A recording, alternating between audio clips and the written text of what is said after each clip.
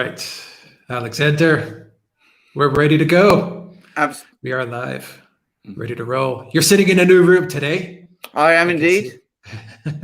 Very nice. Good lighting. Good lighting.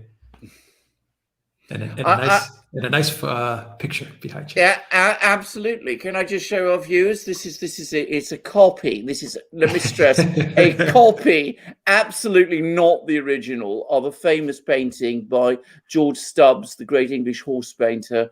That is Whistlejacket, who was the horse of the Marquis of Rockingham in the 18th century. I understand one particular viewer thought that I might own the original. If I owned the original, I wouldn't be living in a house. I would be living in a palace, because that is where that's the kind of place that people who own paintings like that live. It's actually found in the National Gallery, and it's about 3 times the size of this one. But it's a beautiful picture, and I liked it, so I got the copy from the National Gallery. Wonder if Prince Harry has that painting somewhere, or if he had painting somewhere. Well, as a matter of fact, I think it was originally in the Queen's collection, but as I said, it's on public view. It's in the National Gallery. They have a whole, sort of room devoted to it. And I'd say that and the painting of the Duchess of Devonshire are the 2 most famous 18th century paintings in England. One of a beautiful woman and another of a beautiful horse. Gives you an idea of what the interests of the English aristocracy at that time were. All right. That's great. Very good. There's nothing like a good piece of art. Absolutely. I'll definitely support you on that one. But hopefully you'll be back in the library as well. Oh, absolutely. Before long, yes. Okay. All right, great. So welcome Alexander, the Oracle of London, who is still in London, but a different room in his house. And welcome everybody to another Friday live stream call-in show. We will be taking calls in about 30 minutes. I also want to let everyone know that I have pinned in the chat the link to our Discord server. In our Discord server, you will find a channel which has the live show as well. You'll find a channel there which says, let me see exactly what it says. It says the live stream chat. So you'll find a channel called live stream chat, and I'll also jump in there to take questions. A little bit longer of a format on Discord, a little more free on Discord as well to speak your mind. So I'll go in and out of the call-in show and Discord as well, and see what's going on in our Discord server. Of course, we have Danny James moderating, who also helps manage the Discord server. Actually, he created all the Discord server. He's just done an amazing job. Amazing job. So good to have you here with us, Danny James. And of course, we have the world famous, the one and only Spartan Warrior Queen, who is also moderating here. Big up to Spartan Warrior Queen, the best moderator in all the interwebs. Spartan Warrior Queen, thank you very much for everything you do. And Alexander, what do you say we do a quick around the world, see where people are joining us from, and then we'll jump into our introduction of what we're going to be talking about today, which should be a really interesting topic as more people join us in the live stream. Let's do a quick around the world. And Valies, thank you very much for opening things up with a $20 super chat. The great Valies, thank you very much for that. Let's see where people are joining us from. Valies, of course, in Ohio. We have Belfast in the house. Moon Dragon is in Sweden. Let's see, Dingle, UK, Toronto, Oregon, Australia. Paula, how's everything in Australia? Washington, D.C. Washington, D.C.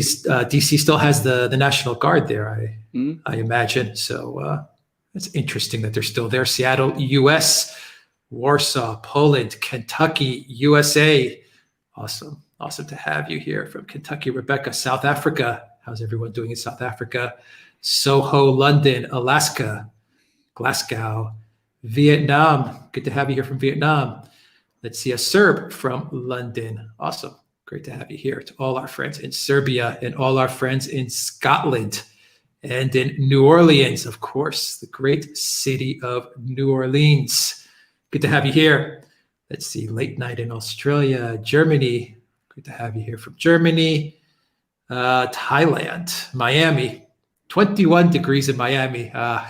It's also 21 degrees here in Cyprus as well. So we've got you covered, Miami. We're matching you in weather, Miami.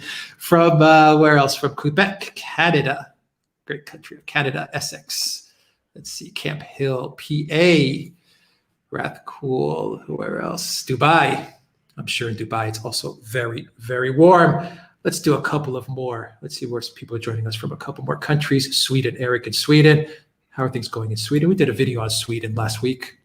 Had a good results. From Saskatchewan, Canada. From Paraguay. Hello to everyone in Paraguay. 31 degrees Celsius. Okay, Paraguay's got us beat. Paraguay's got everyone beat. Let's see, from Texas. Awesome.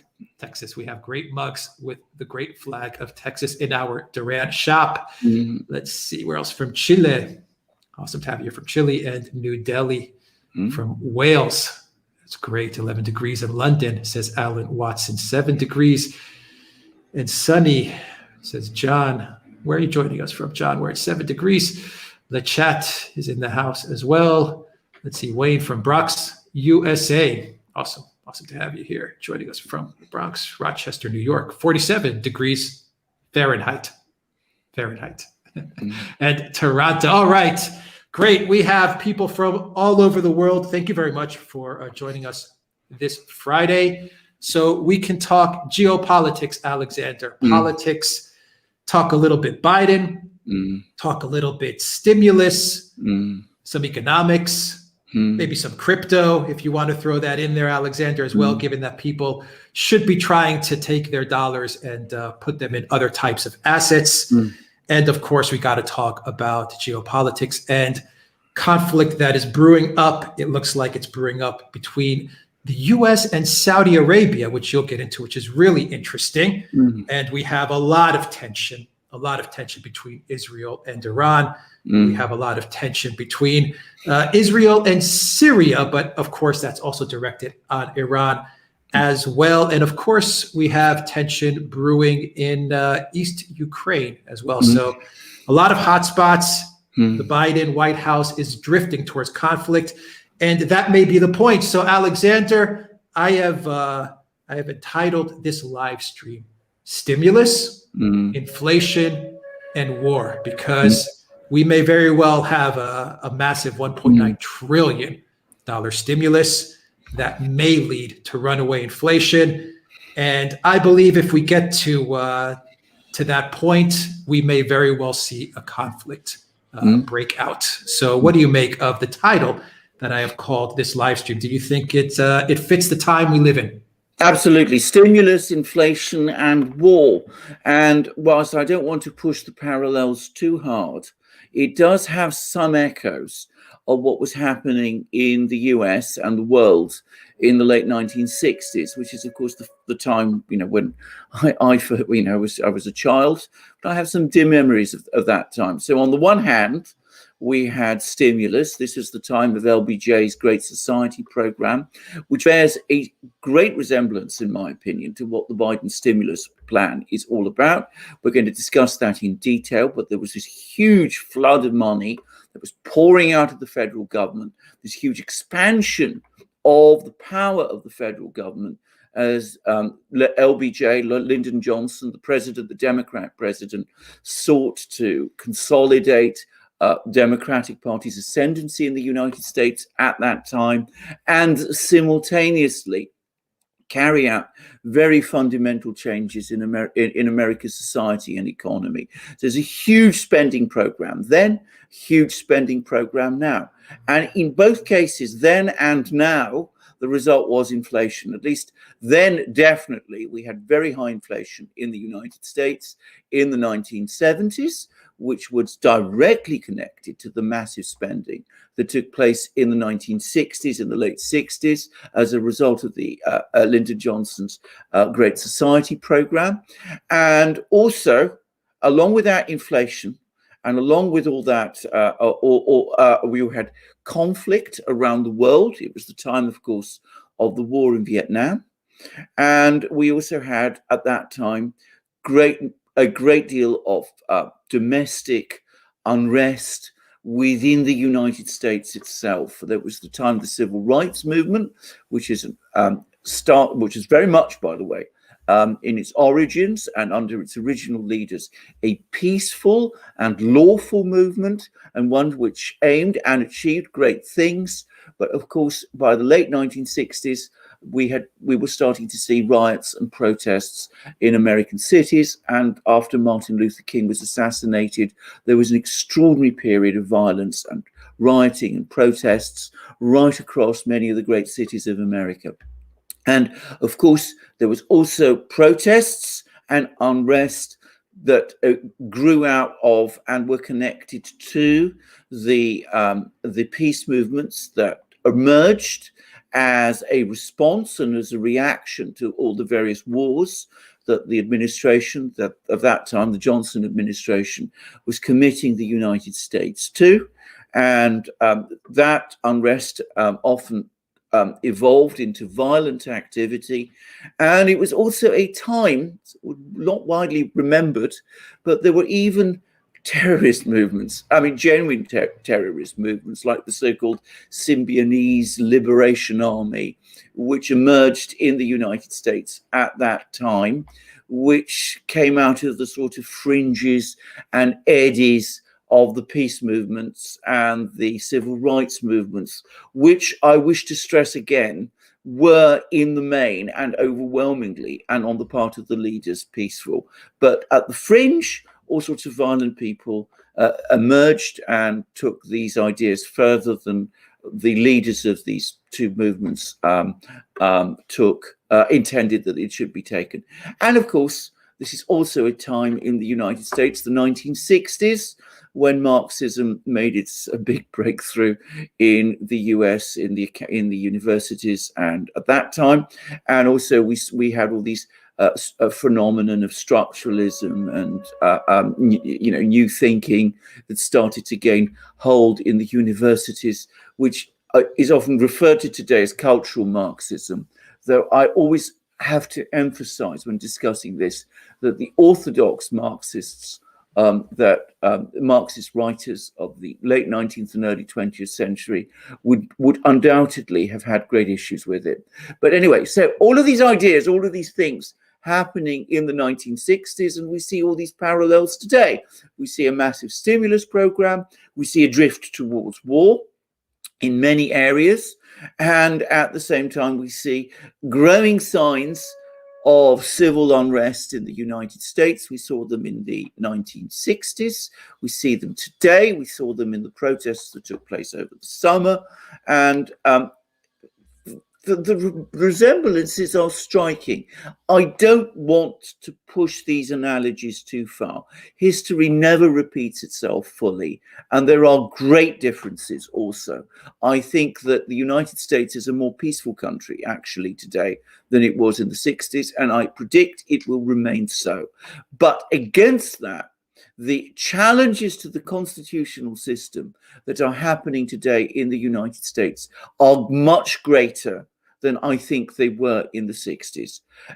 At one and the same time as this is true, it is also the case that the United States in the 1960s had a far better organized and far more powerful peace movement than it has now.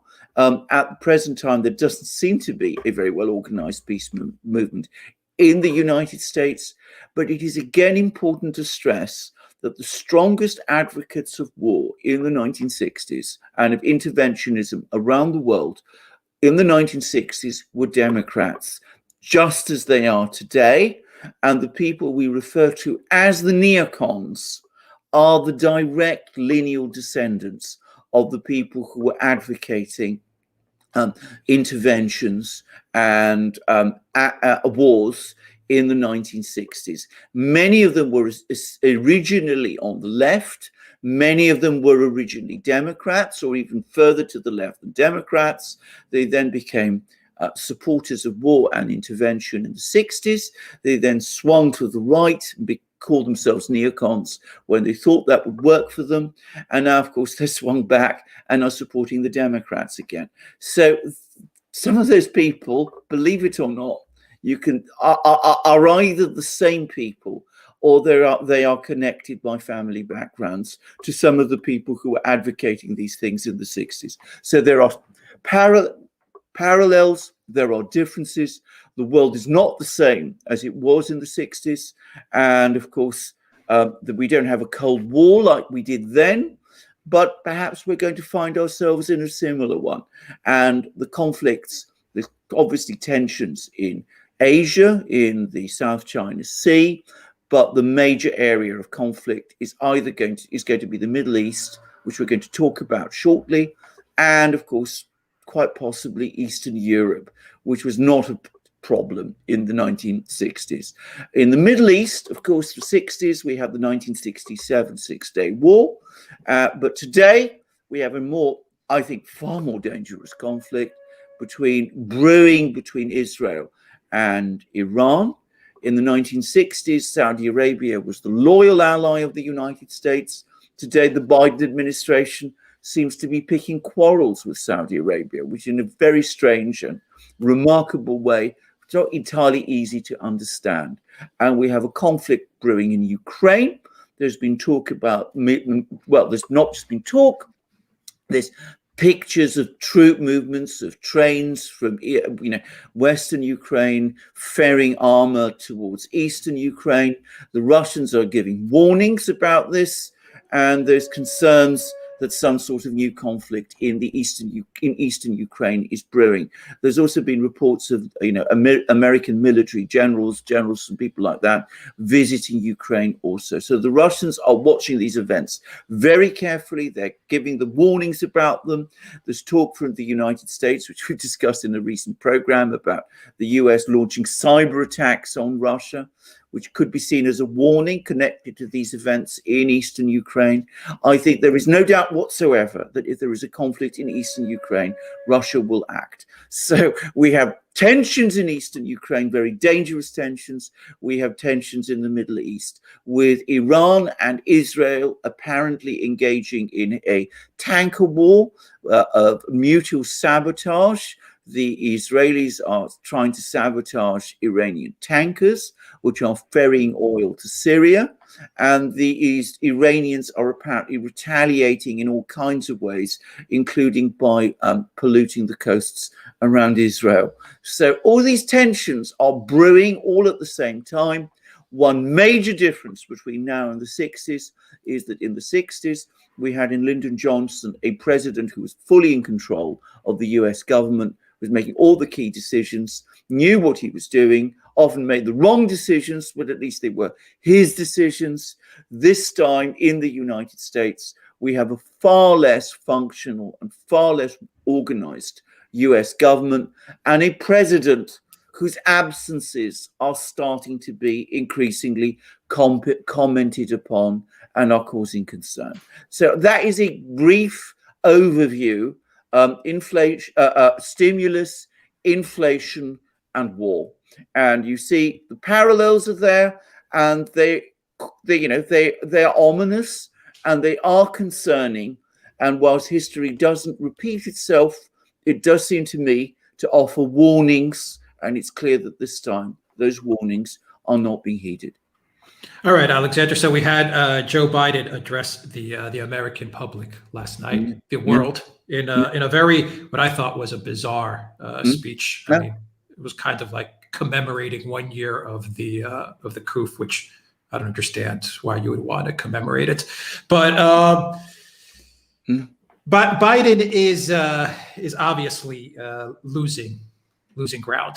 I mean, he hasn't given a press conference in what now? Is it 50 days now? And I don't think we've had that in 100 years. But he has passed this 1.9 trillion stimulus. What does this mean for the American public? What does this mean for the entire world? Everyone is saying this will lead to inflation. We have a video coming out on this, by the way, as well.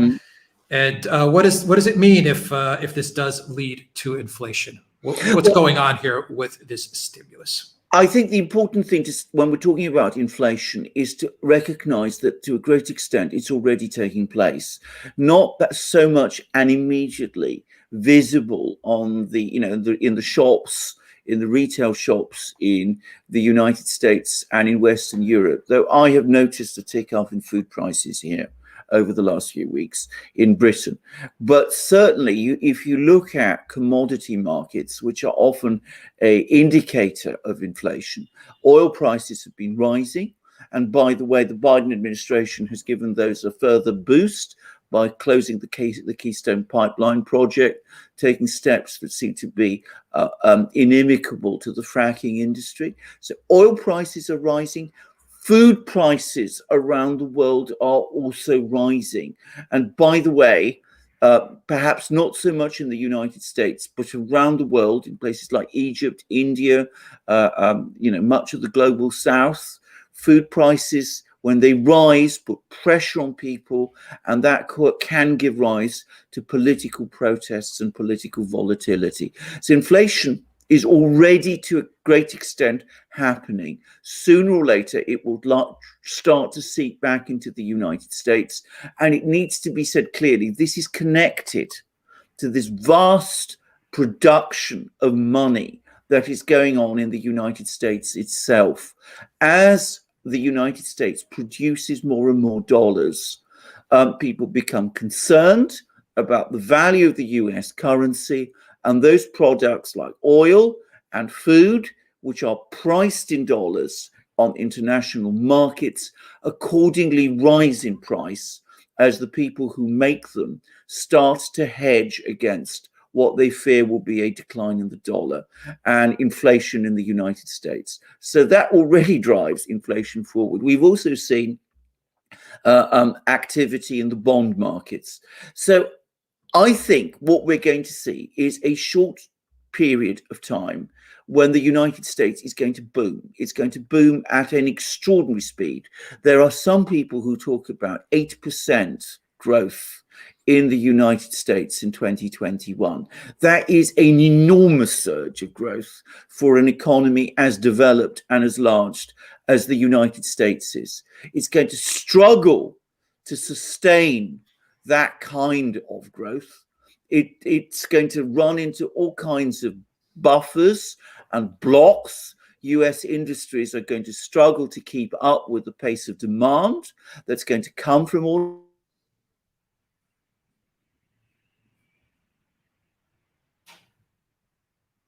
people to come to the United States from abroad to fill up jobs there as wages rise.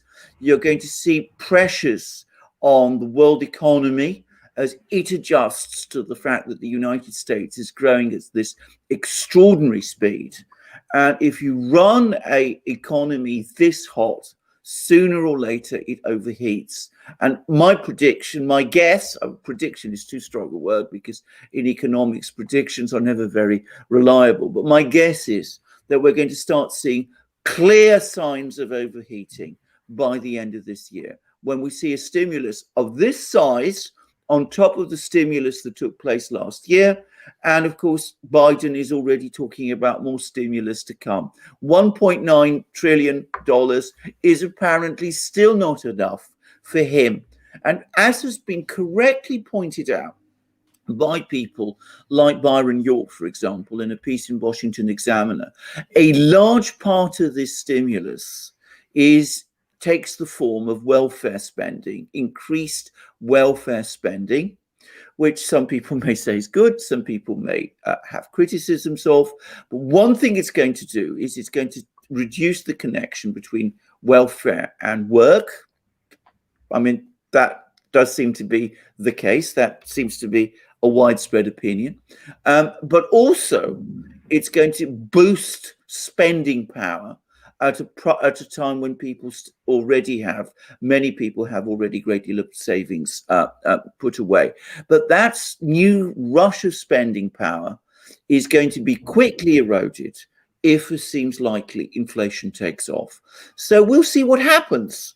Will the United States continue on this policy of loose money, fiscal spending, major deficits, running the economy hot, even as problems start to build, as the trade deficit widens, as the budget deficit widens? I would add, Biden is also talking about a major infrastructure spending program on top of all the other things?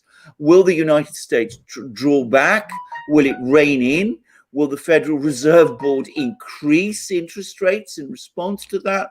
Or will they continue to try to run this thing hot, the economy hot, risking that inflation will still go up even further?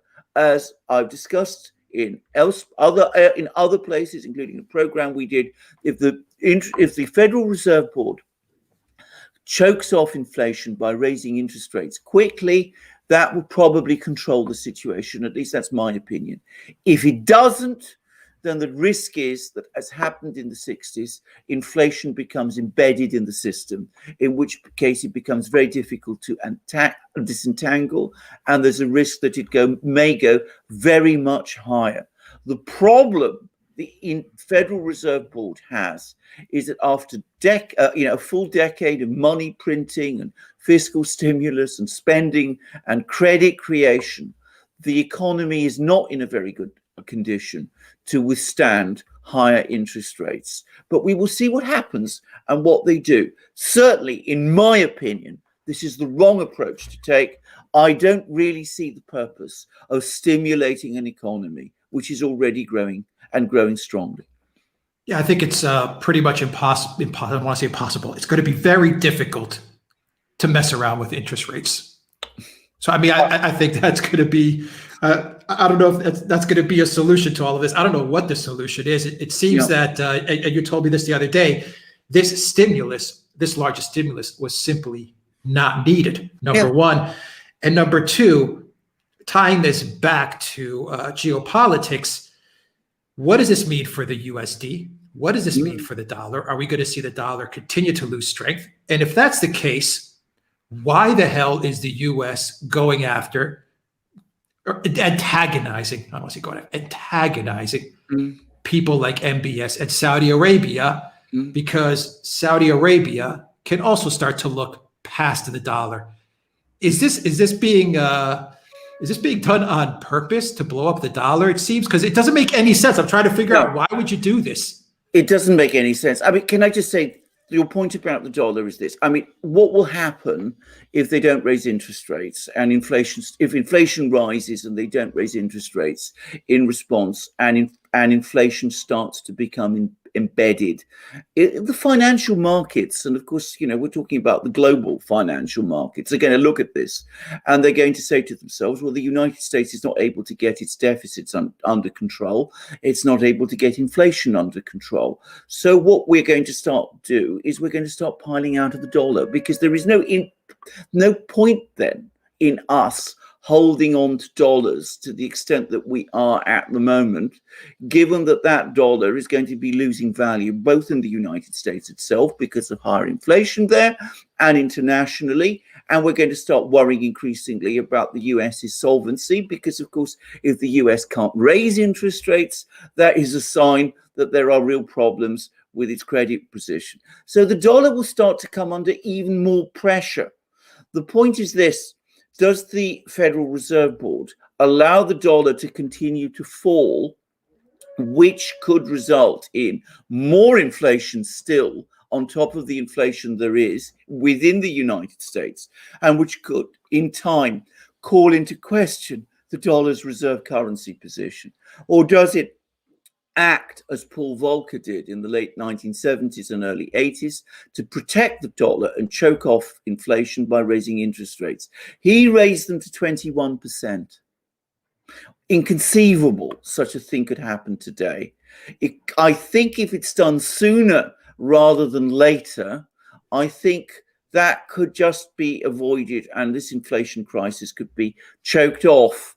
But I predict that any step to do that is going to run into furious opposition from all sorts of people, from Paul Krugman to AOC to all sorts of people like that within the United States itself. Would the Federal Reserve Board have the political will to face those sort of people down? Would it have the support of the administration in order to be able to face those people down? Huge question marks there. I doubt it. In which case, well, I'm not saying the dollar will crash, but we will see it coming under ever greater pressure. I don't think this is a well thought through program. It gives me every indication of being patched together in order to appease the various conflicting people within the various parts that make up the Democratic Party's coalition.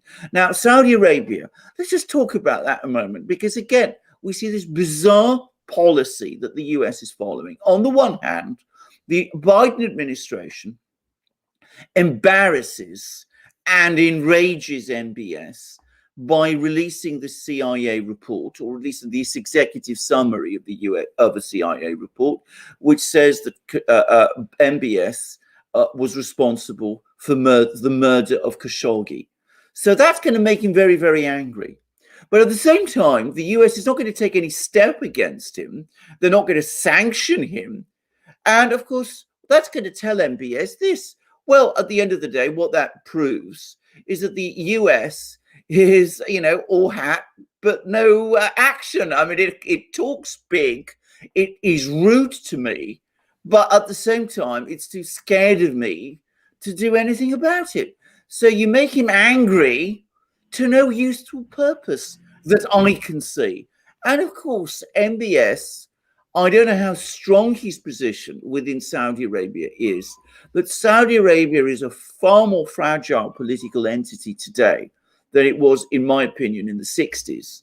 There's a population is much bigger. They're far more restless. If they feel that they're being given, USD that is declining in value, and they see food prices rising, it's a sensitive issue. They will try and push up oil prices even further. And quite plausibly, they will start accepting or demanding payment for their oil in other currencies instead. And of course, before the 70s, oil prices were calculated in gold. After the 70s, they became calculated in dollars, creating the petrodollar, which is a major prop of the US's dollar's reserve currency status. We could see a move to gold. We could, of course, see a move towards other currencies also. You mentioned Bitcoin. Why not? I mean, if people start taking the view, I mean, I would stress again, I'm not an expert on this, but if people start taking the view, if MBS, who's tech obsessed, even if he doesn't always understand very much about tech, he starts taking the view, well, Bitcoin and those kind of currencies are more reliable and more secure asset that have more secure as assets and are more likely to retain value than dollars. Why shouldn't he start moving towards trading in not just Bitcoin, but other currencies like that? And of course, there's also still other currencies too, national currencies, the various digital currencies that various countries and nations around the world, Russia with the digital ruble, China with the digital RMB, conceivably the European countries also, he might start looking there. It may be a basket of currencies rather than just one. It may be a basket of currencies plus gold.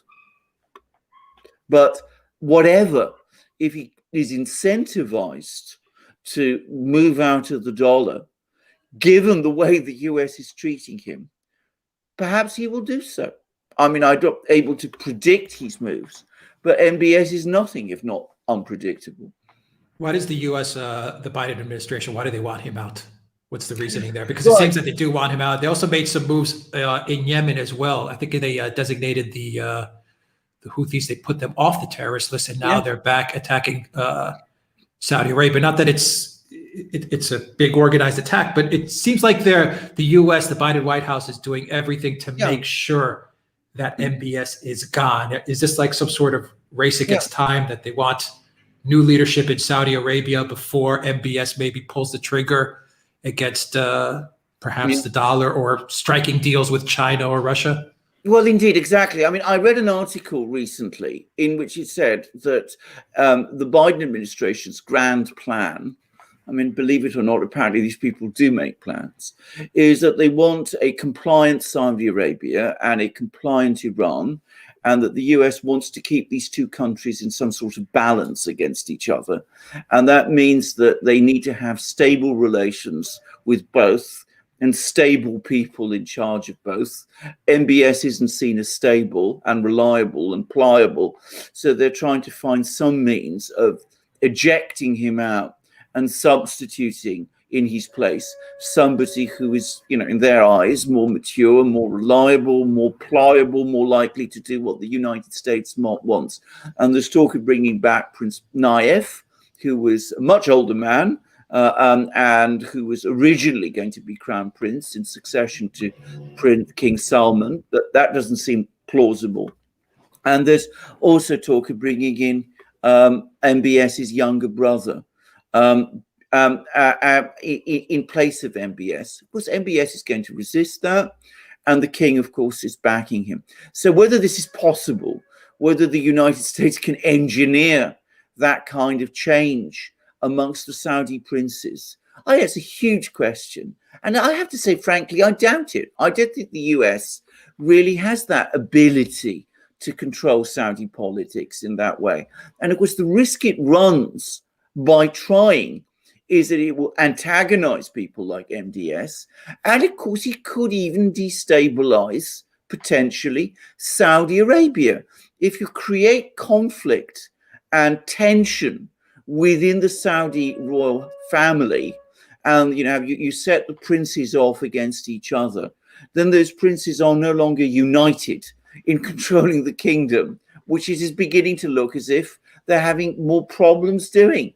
And if you have food prices rising as well at a time, when Saudi Arabia has a burgeoning population, well, I could see how this could go horribly and terribly and catastrophically wrong. I mean, very much like happened, dare I say so, in the original Arab Spring of 2011, when there was again a rise in food prices, and the Obama administration, quietly supported the removal of leaders like Mubarak in Egypt, and then of course didn't like what came after and found that created far more instability than had existed previously. And of course it gave rise also to terrorist movements, which we've talked about many times. So unwise policies, in my opinion, which could lead to all sorts of other problems. And of course, again, looking at Iran, how can the United States ever realistically expect to develop or control, micromanage Iranian politics in the way that would ensure this kind of stability, this kind of, partnership or tension or whatever it is, balance of power between Iran and Saudi Arabia? I mean, does that have any reality or understanding in respect of Iranian politics? I would have said no. And of course, what it is doing in the meantime is it's making other countries in the region who have their issues with Iran far more nervous.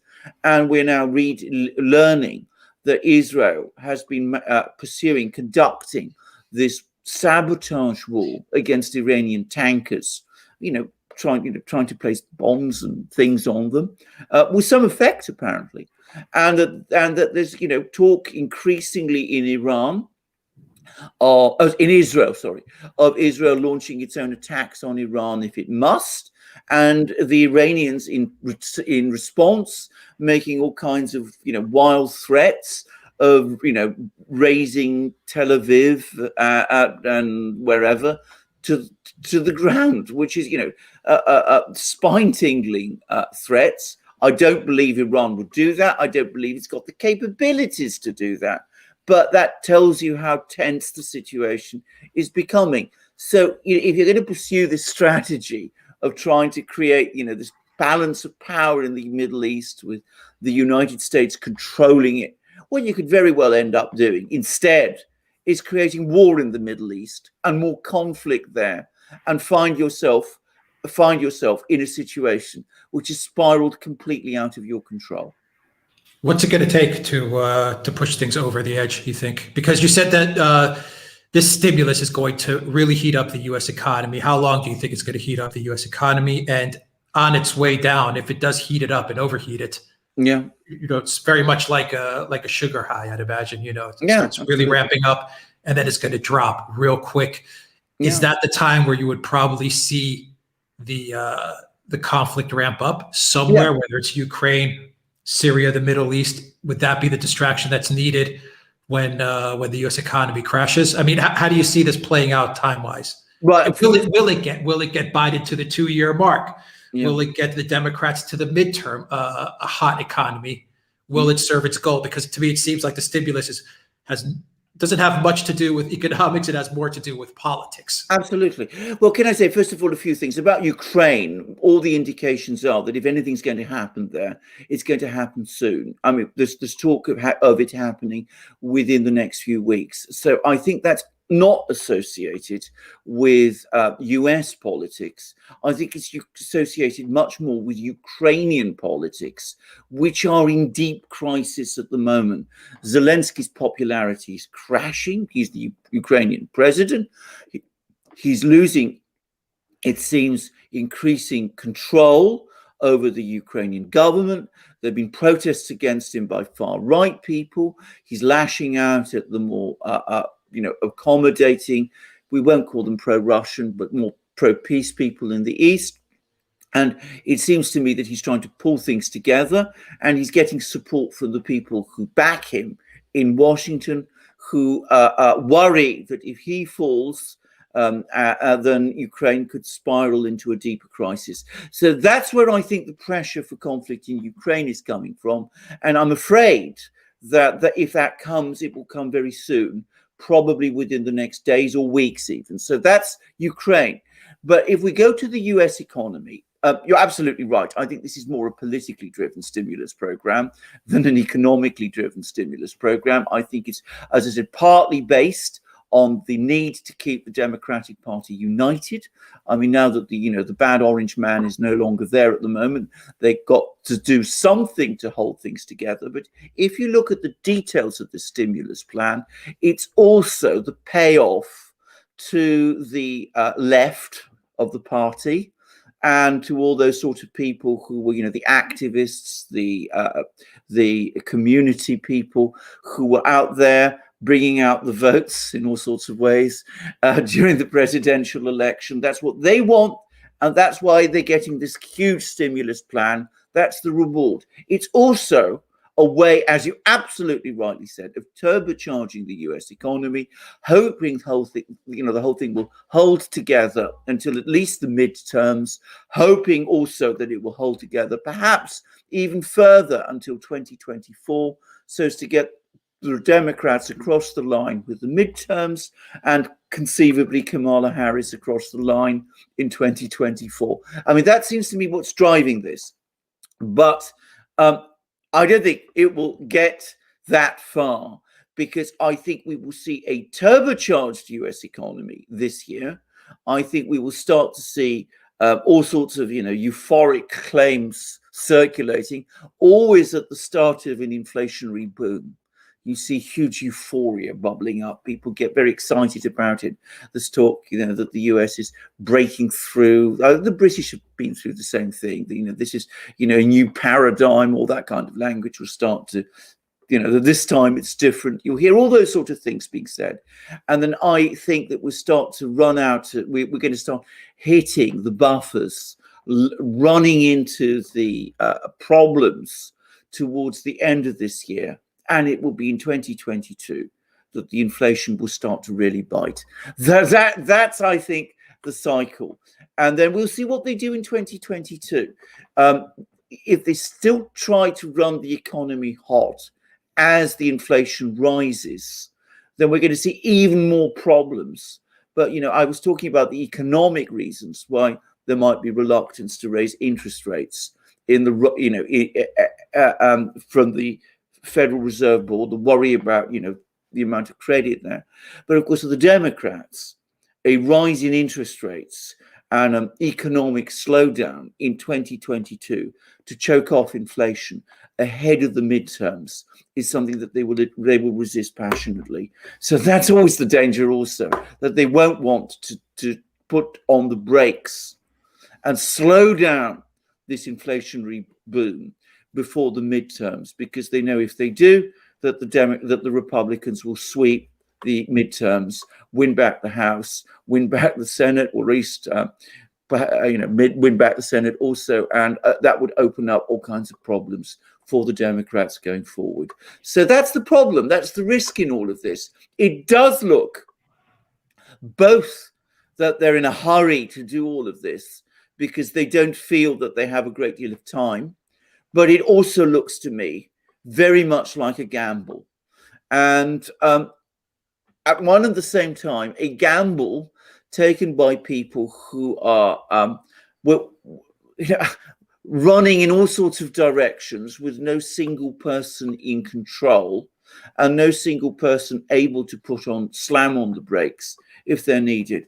So that's where we are. I mean, it's a rather worrying situation. I hope I'm not talking in, to apocalyptic terms, but I've seen all this before. As I said, it happened in the 60s, happened to a certain extent in the 90s also, so, not quite the same way.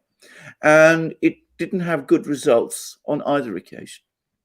Yeah, now you have a no-show president as well. And that does not make things good. And you have a vice president who is ill-equipped to handle any of Absolutely. this. And a Secretary of State, who is completely out of his depth, and a Treasury Secretary who is a technician.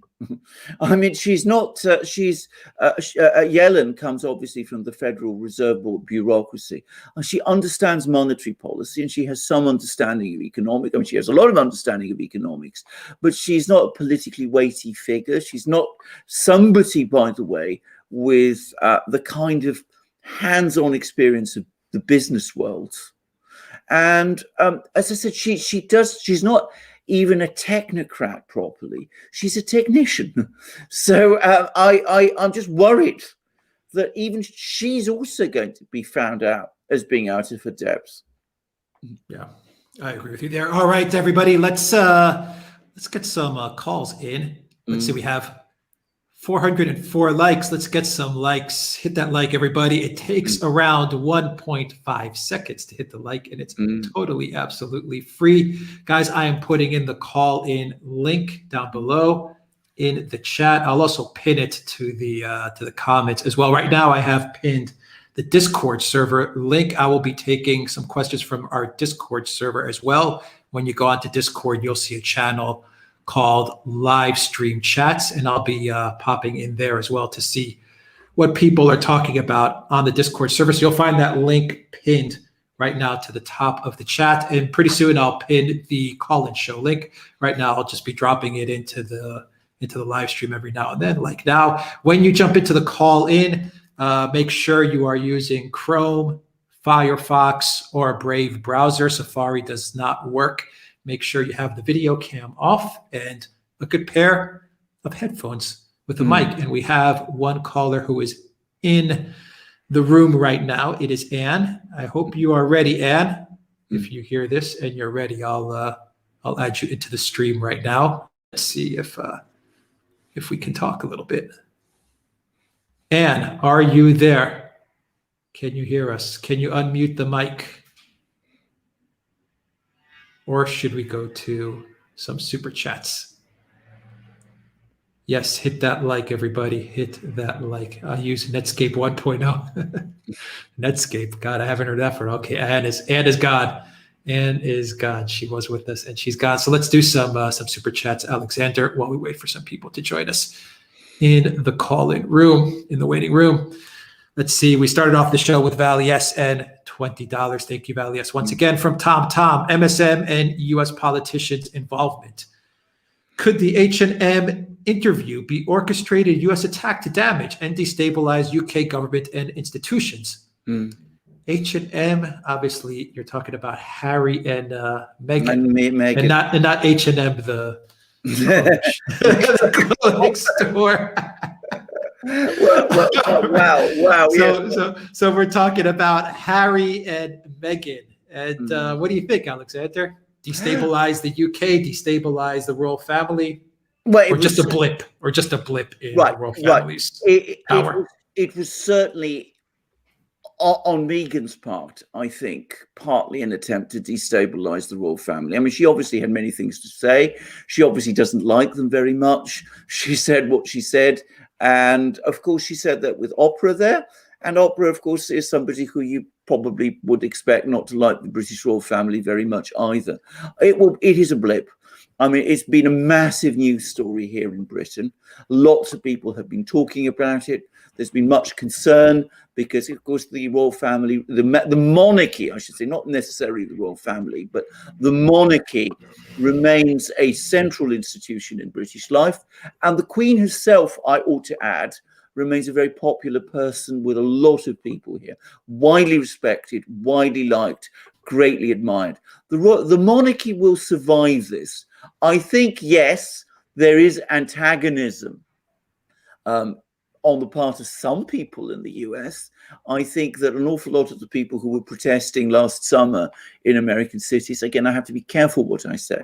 I think they are structurally hostile to the monarchy, the British monarchy, and everything that is, that it stands for and which it's about.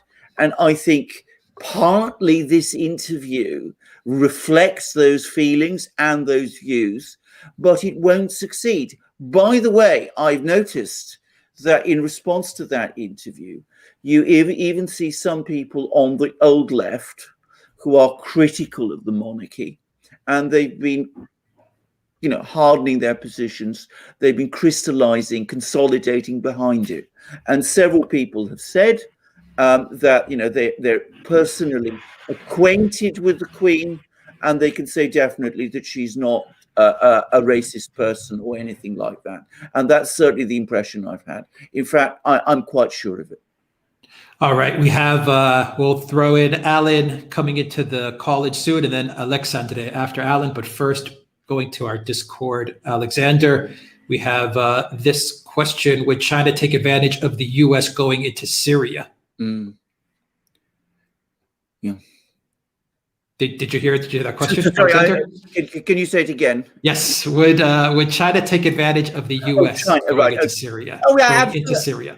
Absolutely. Can I just say something? I mean, the Chinese must be looking at all of this with, absolute glee, because the United States is getting itself bogged down again in the Middle East, bogged down again in Europe, running up stimulus packages, which, by the way, the Chinese media is criticizing. All these points that we are making, all these points, by the way, that Republicans are making, and even people like Olivier Blanchard, the IMF economist, who's on the left, by the way, and Larry Summers are making, that this is going too far, too fast. All of this, even Adam Tooze, who supports the Biden administration, has been worried about this. All of these people are making all these criticisms. China is making all of these criticisms. And they're saying to themselves, this is absolutely perfect for us. Because, of course, where are all those things, all these products that the United States is going to need to try to satisfy the demand that's going to come from all this stimulus going to come from, given that US industry struggles now, even now, to fully satisfy all demand in the United States, which is going to come from China. So it's going to increase the size of China's trade surplus with the US, all at the same time as the US is becoming distracted in secondary places like the Middle East and Ukraine. Why doesn't he just leave Ukraine to take care of itself? Why meddle in, what is going on in Saudi Arabia? Why not leave these places alone? Why not focus instead on us? But of course, the US isn't doing that. It's running reckless stimulus projects, interfering in places like Syria, getting itself drawn into the conflict there, setting itself against Russia, making the Russians more dependent on us, quarreling with Turkey because, of course, the Turks are worried about the fact that the US is involving itself with the Kurds, and that Turkey doesn't like that. And Turkey's also going to be drawn more closely to us. And, of course, we are here, China is, and we're going to reap the benefits of this. All of these neocon projects that have been followed ever since, 9/11, they've all played to China's benefit. That's why China has become as powerful as it is now. And it's bizarre that there are people in the US still who don't seem to get that. Well, there's people like Joe and Hunter who benefit from it, but that we've done many. Yeah, Well, of course, we've documented that in great detail. Yeah. Of course, there are. I mean, clearly there are people in the US who are not sorry because, of course, they want to see better relations, and they make an awful lot of money out of this. I mean, absolutely, if you've got a factory, if you're not to name any particular companies, but if you're a US company who's transferred all your factories to China, then of course you're not worried about the fact that the US economy is overheating, and you're not going to pay your workers higher wages because you got them all in China. You're going to ship your goods over there. You're going to make lots of money. The Chinese will run a bigger surplus, but you will make more profits. So there's lots of people who benefit from this. But there are, or ought to be, neocons, or people who call themselves neocons, who believe or say they believe in the US itself, and they don't seem to understand that these policies that they are pursuing and promoting, getting the United States involved in all of these conflicts in Syria and such places, are ultimately going to weaken the United States, not strengthen it, which is what is happening. Okay, great. Let's bring in Alan to the stream. Alan, I'm going to add you in here. Are you with us, Alan? Can you hear us? Can you hear me, guys? Yes, we can, Alan. Good to have you here. Terrific. Yeah, great. Yeah, great show so far. Just two things, and they carry on from what you've just been saying. One is that what do you think about the fact that a large British aircraft carrier group is going into the East China Sea, and what do you think's going on in the South and East China Sea? And secondly, I believe China has to import nearly all of its oil. And it gets 30%, I believe, from Russia and 30% from Saudi. Could any conflict that the Biden administration starts in the Middle East, or starts by proxy, which I think it might do, would China is poised to take advantage of that in a big way. Thanks very much. Leave it at that. Question. Thank you, Alan. Very, very astute questions indeed. First of all, you're quite right. There's a British forces being deployed to the South China Sea. France, I understand, is also going to be deploying forces to the South China Sea. This is apparently some sort of a deal done that the US would put less pressure on NATO to raise defense spending and all that, and NATO, or at least some NATO member states, would support US policies in the South China Sea. It's not going to make any military difference. I mean, the forces the Europeans can deploy to the South China Sea are token forces. I mean, Britain and France are, in European terms, significant military powers. But in terms of the conflicts between superpowers, they are token. They are not going to make any conceivable difference. Now, I understand that the US has basically divided this region into two sections. There's a sort of inner area of islands closer to China, and the US accepts that it cannot control those. China basically is in control of those. It will, if there's a conflict, China will be able to control those. There is a further area of islands, further outward, which the US does think it can control.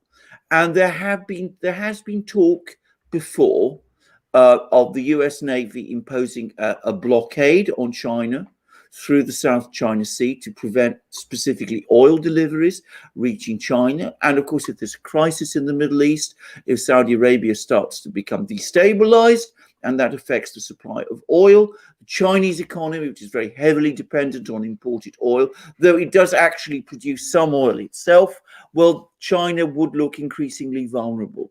So that is a vulnerability, a point of vulnerability for China. The problem is for the United States that it is a window of vulnerability that the Chinese are acutely aware of, and they're working to close. That is one reason why they're forging this very close relationship with Russia, because Russia can supply China with all the oil it needs. At the moment, it isn't doing so because it is structured to supply its oil elsewhere. But increasingly, energy flows from Russia are being redirected eastwards. And that's one reason why the Chinese are pressing so strongly for Russia to enter into an ever closer relationship with them. The other thing is, of course, the Chinese have very close relations with Saudi Arabia itself. And if Saudi Arabia, there's a crisis in Saudi Arabia, well, they're also talking about increasing investments in Iran. And remember, Iran has a large potential as an oil producer. It is only producing oil at far lower quantities than it could do because of the sanctions that have been imposed upon it.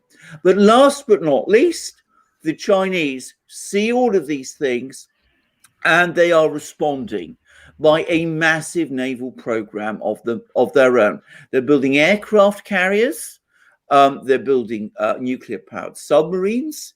These are not remotely of the level yet in quality and professionalism and organization of those of the US fleet, but the Chinese are growing stronger all the time, and they're learning and they're building fast. So this is a window of vulnerability the Chinese are acutely aware of and very sensitive to, but they are closing it. It will probably take them some time before they close it completely. And of course, if we start to see actions like an embargo, a blockade imposed now, that will be a huge crisis. I don't think the United States is ready for it. Massive crisis. But if there's instability in the Middle East of that nature, I think the Chinese will be concerned. But they've already taken steps with their connections with Iran and with Russia to try to mitigate it. And I think they would. Thanks, guys. One more thing. I believe the Chinese are building naval bases.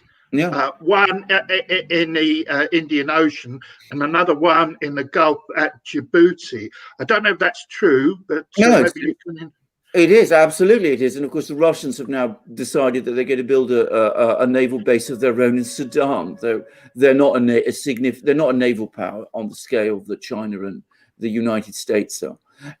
But this is one of the most extraordinary things about this, because if you're talking about the Pacific, the United States has been the dominant naval power in the Pacific since the Second World War. I mean, China has not been a major naval competitor.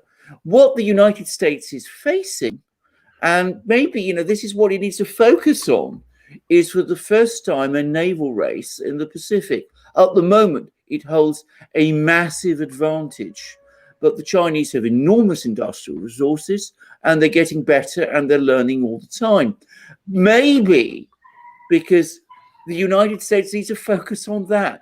And it may want to consider whether perhaps confronting China in the South China Sea, which is geographically proximate to China, and where the Chinese will ultimately, I suspect, achieve dominance, may not be the right place to challenge China on. But the US might also want to consider whether its real focus should be on something like that, given how important the Asia-Pacific region is to the United States, and not waste its time in diversions like Ukraine and the Middle East, which are not really crucial to the United States in the same way. Ultimately, who controls a few oil wells in Syria is not going to change anything geopolitically. But who controls the South China Sea, the Pacific? If there's Chinese carriers emerging, well, if the Chinese are building bases, or in places like Djibouti, that is, I would have thought, a far more serious matter for the United States to worry about. Right. Thanks so much, guys. Have a good weekend. Thank you. Thank you, Alan. Take care. Yeah. All right, we're going to bring in Alexandre and then Claude after that. So we'll put Alexandre in there. Yeah, Alexander, maybe the U.S. should focus in on this stuff instead of dealing with Dr. Seuss and Pepe Le Pew. Well, absolutely. I mean, that also goes without saying. I mean, that is wrong on every ground anyway. I mean, going after Dr. Seuss is one of the bizarre things I've ever known about. Yeah, it is. It is bizarre. Clown world. Alexa, today, are you with us? Can you hear us? Yeah, hi guys. Can you guys hear me?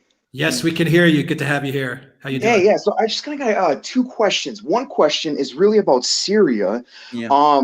The first round when America went into Syria, obviously Syria was not really prepared for war.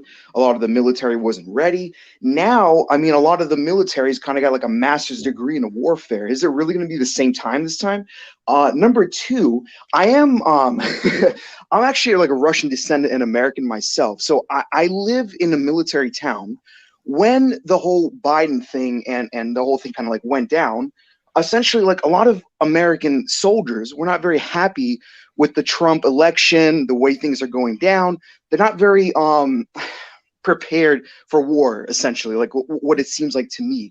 Do you think like this is going to come into factor in the future, like kind of conflicts, especially since like a lot of Americans don't want war with Russia? I mean, that's what they can tell me, especially since I know a lot of them. So, I mean, yeah, I was hoping you kind of go off on that. So, yeah, thank you. I think you're Thank you, Alexandre. and excellent questions. Absolutely excellent questions. Now, first of all, let's talk about Syria. Now, you're absolutely right. The Syrian military today is a completely different military from the one that existed in 2011. The Syrian military 2011, deeply corrupt, deeply disorganized. Its weapon systems were archaic, left over mainly from the 1970s and 1980s. They had a few more advanced fighter jets that were supplied to them by the Russians later. But as I said, they were in no conceivable sense. This is Mishkin, who's coming to join us, loves being on these programs. But anyway, Mishkin, not now. Anyway, the Syrian military at that time was no conceivable shape to resist a challenge from the United States and from any of the big militaries around. Today, it is a different military. I mean, it's become battle trained. It's become trained by the Russians. They've had an awful lot more advanced equipment. They have a much better organized air defense system than they did then. I think if they were challenged directly in that kind of way, they would be able to put up a far better and stronger fight than they have done previously. I would also add that, of course, they got the Russians there, and that changes everything. I mean, there's the Russian bases at Khmeimim and Tartus in Latakia province, but apparently the Russians are now talking with the Syrians about building a further base in central Syria at a place called Tejas, which there's a major Syrian airstrip there. So I think in terms of a military challenge, this really is a completely reckless idea. Hillary Clinton could seriously contemplate, no-fly zones over Syria in 2011, 12, 13. I mean, that was a genuine option then. Don't think it's an option anymore. At least if it's ever attempted, it's a very, very dangerous idea indeed. And I don't think that the military would support it. So I think the project at the moment is not to try to attack Syria directly head on in quite that way. It is to try and choke it, to try and bring in US troops into northeast Syria, to control its grain areas and its oil wells, to deprive Syria of oil and food, to restrict imports of oil from places like Iran, to keep the bases like the one that the United States has in Western Syria on the Jordanian border, to allow the so-called moderate rebels, it's a euphemism, but I think we all know whom we're talking about, to reorganize, to restart the war in that kind of way, and to help those people clandestinely in whatever way is possible. That's the policy that the Obama administration followed, and that's the policy that I think is being continued. So that's, I think, what we are looking at the moment. I have to say, on the second point that you're making, which is about the mood of US soldiers. That is, I mean, I've no connection with the military in the United States, but of course I read military publications. I think you're absolutely right. That is the overwhelming impression that I get. I get the feeling that US soldiers are highly disciplined. They're loyal to the United States. They are obedient to the chain of command, but they are absolutely exhausted and sick and tired of being sent around the world to carry out neocon wars as part of some great geopolitical chess game against Russia, which never ends well, doesn't do what the military are sworn to do, which is to protect the United States and its actual allies. It keeps these men and women on long tours of duty in difficult places. It results in some of them being killed. It results in others of them being injured. It separates them from their families. It is exhausting and pointless, and it's wrong. And I think that many, many people in the military, however disciplined they are becoming increasingly disenchanted with it. And I don't think we're going to see mutinies or anything like that happen in the United States. And I don't, by the way, want to see things like that happen. But I predict if the United States drifts into war and starts abusing its military and its soldiers in that kind of way, the US military itself will start to face an increasing recruitment crisis. I mean, that was already starting to happen during the Iraq War. I think it will be far worse now.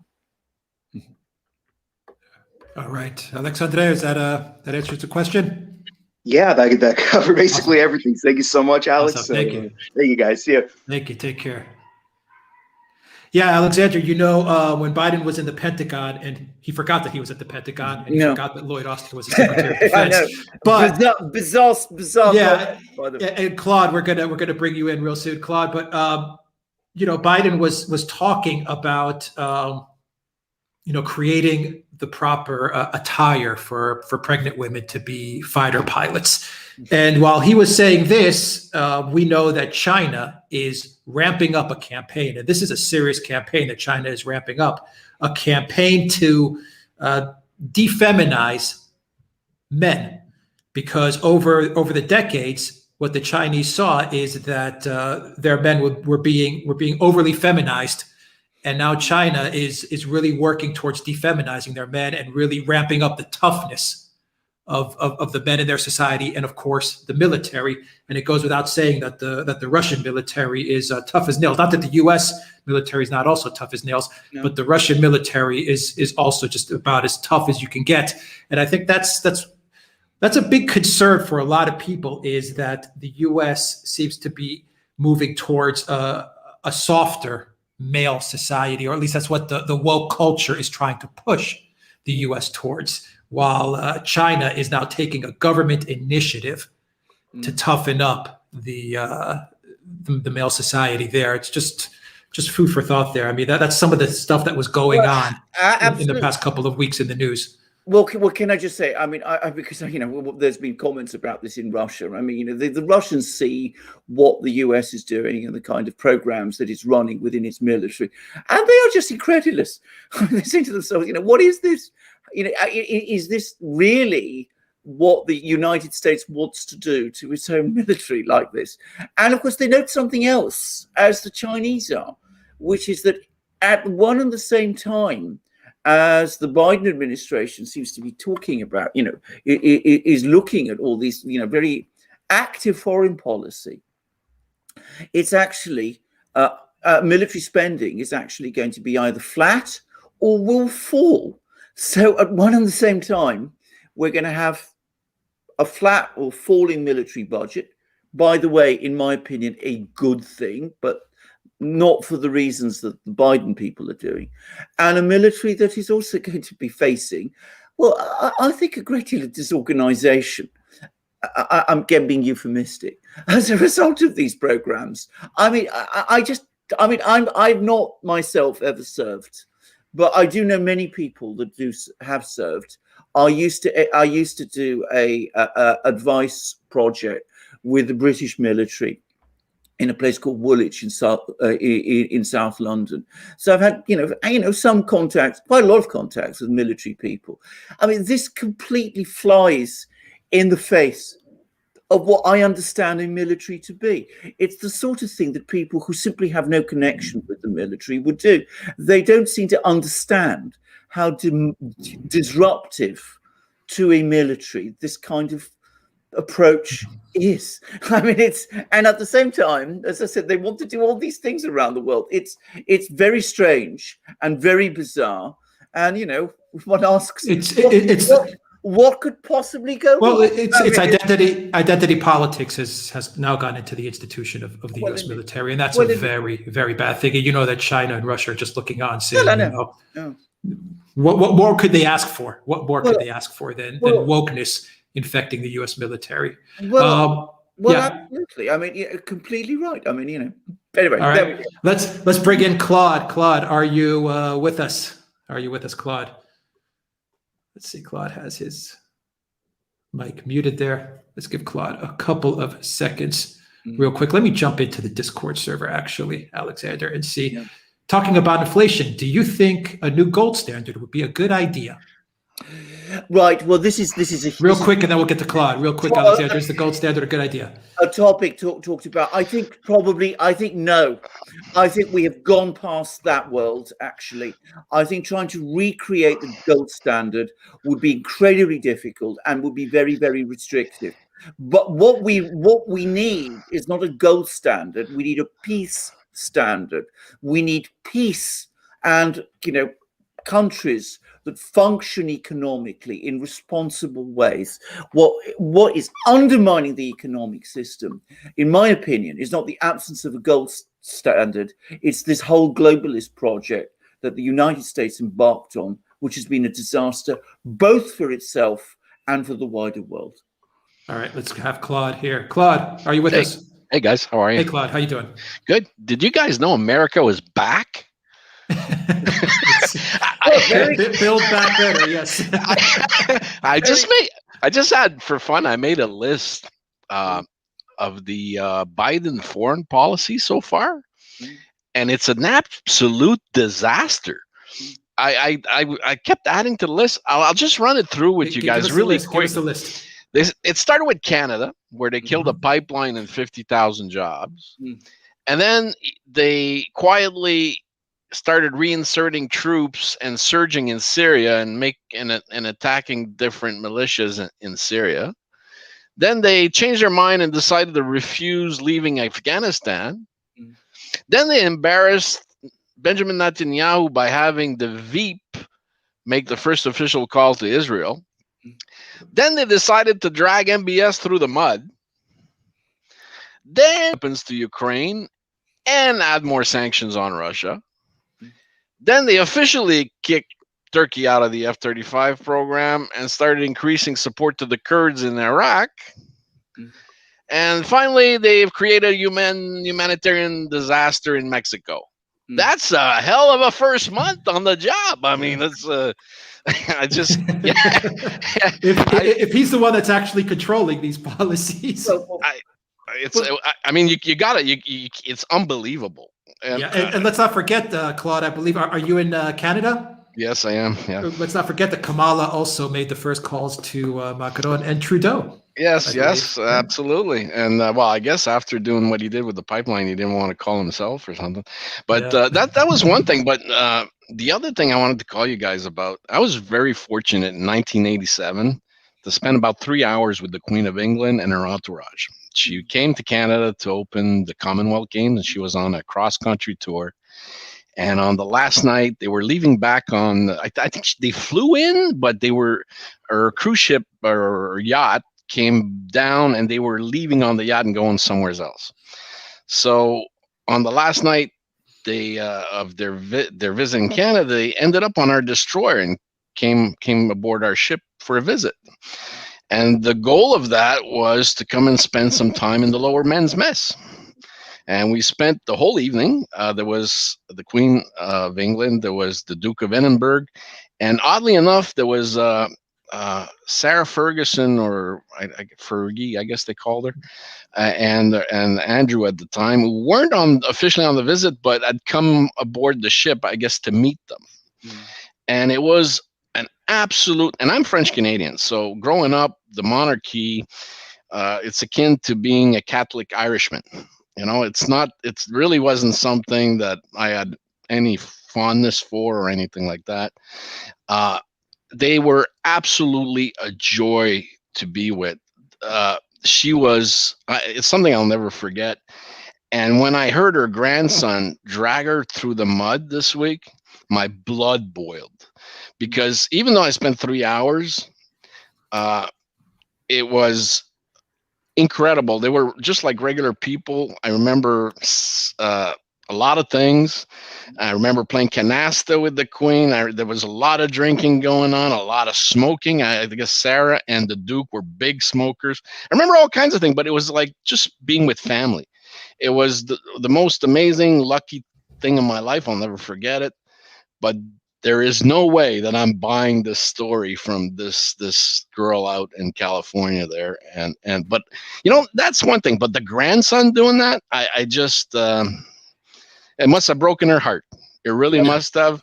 And I hope the UK gets to keep their monarchy, because it enriches the culture, and it's something they should be proud of. I'm a foreigner about that, but I'm still a Canadian citizen, so there's history there.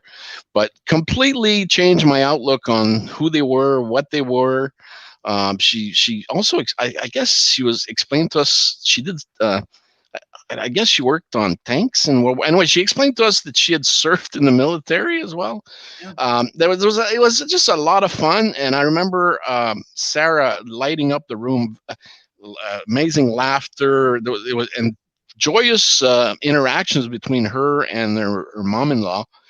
It was fun. It was the Duke playing cribbage with some of our guys, and I don't know if you guys understand how at the time liquor worked on the Canadian warship, but we had an open bar policy on Canadian ships, which is why a lot of navies would come on board to share time. But it was always known as a party boat within NATO. So I served 2 tours with NATO, so it was ended up. They arrived at 7, and they spent about 5 minutes with the commander of the boat, and then came down to the lower mess and spent the rest of their evening. And then were escorted away, and they went off back to the yacht, and I guess they were off the next morning or whatever. But nice people, really. Amazing story. Thanks for sharing that with us, Claude. Yeah, I agree. I was pissed off too, the fact that Harry threw his family under the bus like that. But he's a grown man, and he's made his decision. I personally think the guy by not naming names, he tainted all of them. It was just a bad move all around, and not Meghan Markle. Who cares? But Harry, that's his family, and for him to do that, 95-year-old 95-year-old grandmother who raised him. Not a good move. Just a very. Anyways, I just thought that was unbelievable. Yeah. Yes, Claude, you've said things wonderfully, if I may say. Both your first points about the foreign policy, which are spot on and beautifully said, and thank you, Alexander. What you've also said about the Queen specifically, it completely corresponds with what I've heard. I've never had that kind of interaction with her. I met her once, very briefly. But I've never actually spoken to her or she didn't speak with me. But everybody, I know people who've talked to me, and they tell me similar things to what you have said. By the way, one of the people who met her, radical Australian socialist academic, and she was completely won over. And certainly that kind of person, very, very sensitive, would have been very, very sensitive to the kind of things that have been complained about. And she certainly didn't come away with any of those ideas about the Queen. I think you're absolutely right. I think you're completely right. And I think for the Queen herself, at a time when her husband, who's 100, is very unwell, this must have been a deeply upsetting and distressing thing. Yep. And I hope for better days for them. She's given up. I mean, you know that she's the most influential person on the planet. She's been around almost 100 years. Mm. Has seen every head of state that Yeah. has ruled, or over the last almost 100 years. It's a phenomenal thing that we probably will never see again. Well, absolutely. Just to quickly finish on that, when she became queen, her first prime minister was Churchill, and the leader of Russia was Stalin. I mean, Jeez. that gives you some idea. Can you imagine the things she knows? Yeah. Anyways, I thought I'd share that with you guys because so to see that happen this week was like, wow. I mean, I don't know. I get, all I'm going to say is he's lucky I'm not his father. That's all I'm going to say. Have a great weekend, gentlemen. Thank you, Claude. Thank you for sharing Bye. that with us. Take care. Yeah. All right, let's bring in Eric. Eric, you are up, and then we're going to go Eric, Google whistleblower, Peter, and Dr. Bill. Mm-hmm. All right, Eric, I'm adding you to the stream. Eric, are you with us? Yeah, can you hear me? Yes, we can hear you. Good to have you here. What's up, Eric? I'm good. Long time listener, first time caller. I want to ask that, in the United States, you can tell we're kind of politically divided on a whole lot of issues, especially when it comes to the whole woke crowd and the far left pushing the culture wars and all that. And I wanted to ask specifically, Alexander, if, and not that I'm advocating for it, I hope it doesn't happen, but if God forbid the culture war between I guess I don't want to use right and left. I think the better terms are woke and non-woke or anti-woke. If that escalates to a situation like some sort of violent conflict, what would the world's reaction to that be like? I think the world would be horrified is the short answer. I mean, I think that's one of the things I want to say. A lot of people around the world still have very, very good feelings towards the United States. If they saw the situation like that in the United States escalate, it would be shocked, and they would be extremely worried given how important the United States is to the world. I mean, we talked about in this program what the enormous effect around the world is, for example, of this huge stimulus program, economically, for example. But if there was conflict like that in the United States, with all the enormous destabilization that there would be economically and in peace terms, I think the world would be horrified. There would also be in many countries a worry that a situation like that, which has started in the United States itself, might spread to them too. I mean, it's important to say that the culture wars in the United States now have very powerful echoes in Europe too. You only have to come to Britain. You only have to read the British media. You only have to see what's going on in British universities, for example, to see that all the same things that you see in the United States are happening here also. Maybe not to the same extent, maybe not with the same passion, but that is the result of America's enormous cultural and political and economic significance. What goes on in the United States affects the world as well. So I don't think people would be pleased if that's, what some people in the US may be worried about. On the contrary, I think people around the world would be shocked and extremely worried. Now, of course, there will inevitably be some exceptions. You might find that some of the Ayatollahs in Iran are pleased because from their point of view, they see the US as adversaries. There might even be some people in China who are quite pleased in the Politburo. Though I would remind our viewers again that for China, the United States remains a major export destination for Chinese goods. They would not, I think, want to see that end quickly. So there might be some people around the world who would be pleased, but mostly, overwhelmingly, I think most people would be deeply distressed and very shocked, and they would feel again that something absolutely, a country that has been the prop and center of the world system has, taken leave of its senses and is falling apart around something which most people around the world just don't understand anyway. Thank you for that answer. Thank you, Eric. Thank you. Take care. Take care. All right, let's bring in Google whistleblower to the stream. Tarif. How you Tarif, doing? are you there? Are you with us? Yes, I'm here. Can you hear me? Yes, Absolutely. can hear you. How you doing? Oh man, thanks for taking my call and everybody else's call, man. I'm so glad to be on for a second time. It's great to have you on board again. How are things going? I'm doing fine, sir. I'm doing fine. Life is what it is. Is what you make of it. And I just watched Said Guru yesterday. He had a brilliant thing yesterday. They had a holy day in India, and I followed him a lot. Dealing with spirituality. It was 12 hours long. I was listening to what he was talking about, and he was talking about the temples and how he gave the history of how the East India Company had started charging Indians to basically to go and worship in their own temples back in the 1800s. And from that, what happened was the Indian government, once they gained independence, they started doing the same thing. That's like somebody going to Greece. You like your Greece government taking over the Greek Orthodox Church, and running it better than you. And you're a devotee. You're a man of faith, right? Ain't you think you should run that church better than them, right? So yeah.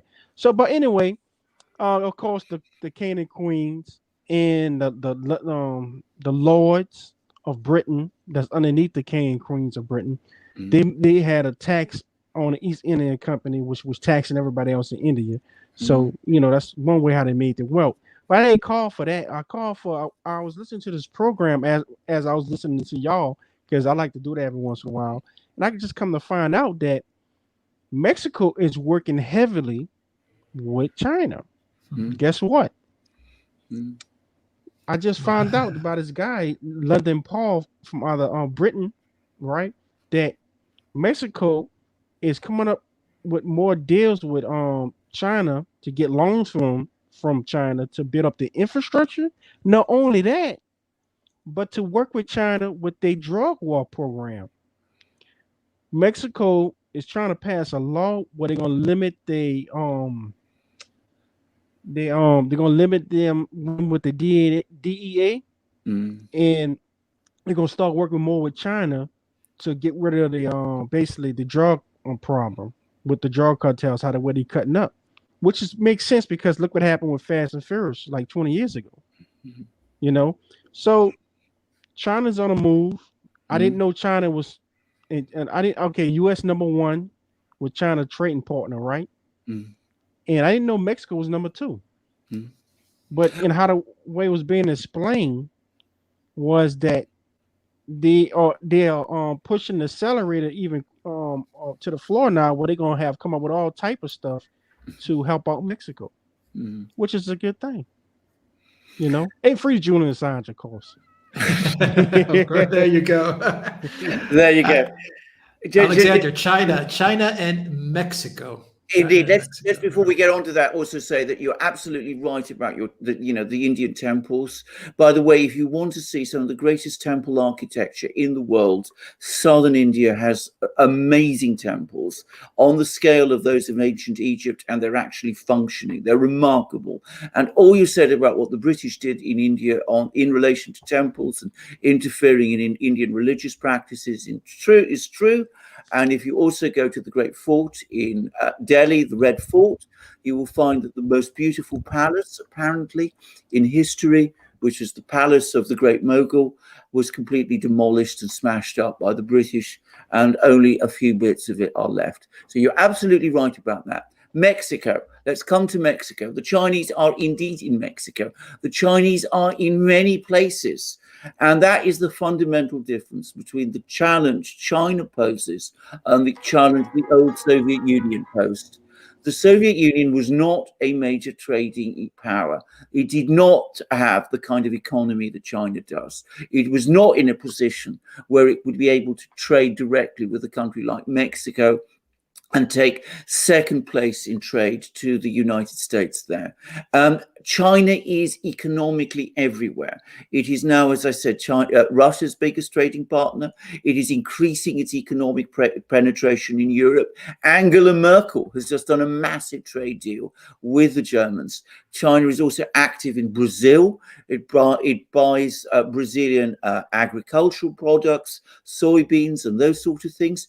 That slightly diminished after Bolsonaro became president. If Lula, who was the previous president, comes back into power, you will start to see China beginning to assert itself again in Brazil. And of course, the Chinese are very interested in Chile, Peru. They're interested in the fact that these countries, I think specifically Chile primarily, are the big producers of lithium ion, which is now used with new batteries. So the Chinese are everywhere, and they're present in Mexico. And that is the scale of the challenge the United States is facing. Getting mixed up in oil fields in eastern Syria does not address this kind of problem.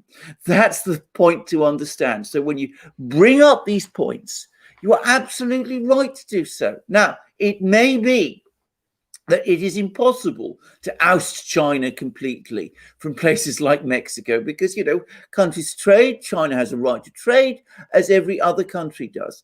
But the United States needs to look at its own economic and geopolitical interests.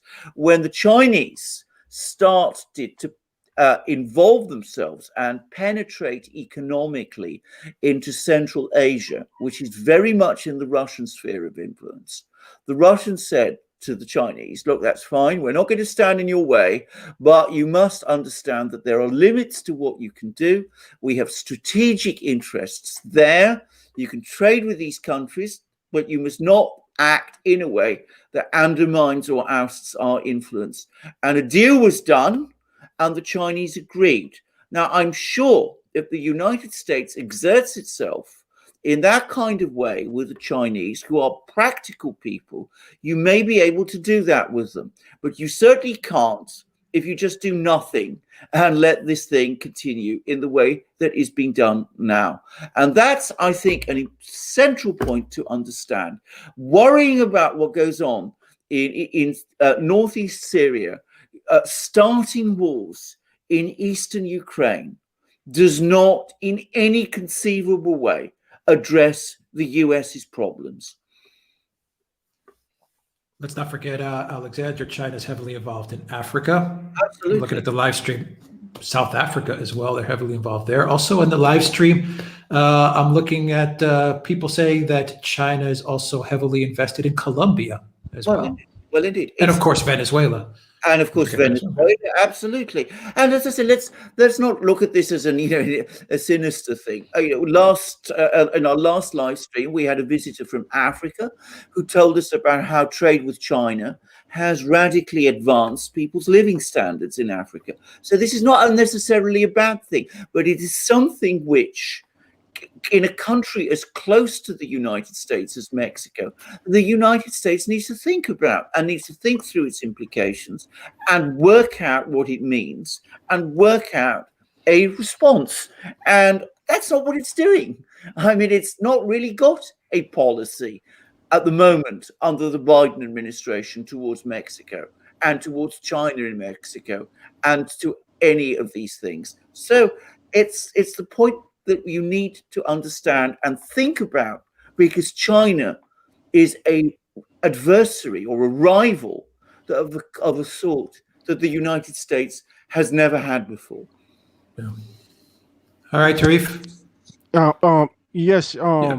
They are, and that's a good thing that's what China's doing. I want to also mention this before y'all kick me off.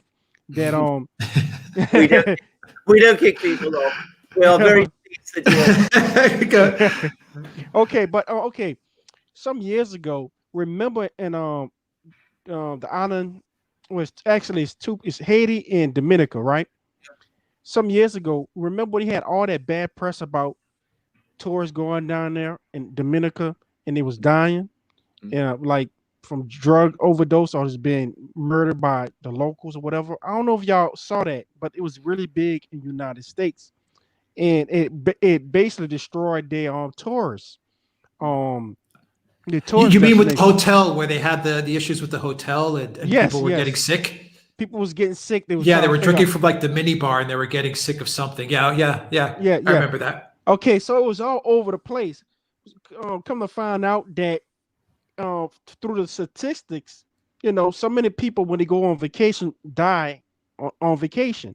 But how the media spent it, they made it seem like it was targeting American citizens, which what happened was it started drying up and it started messing up the country.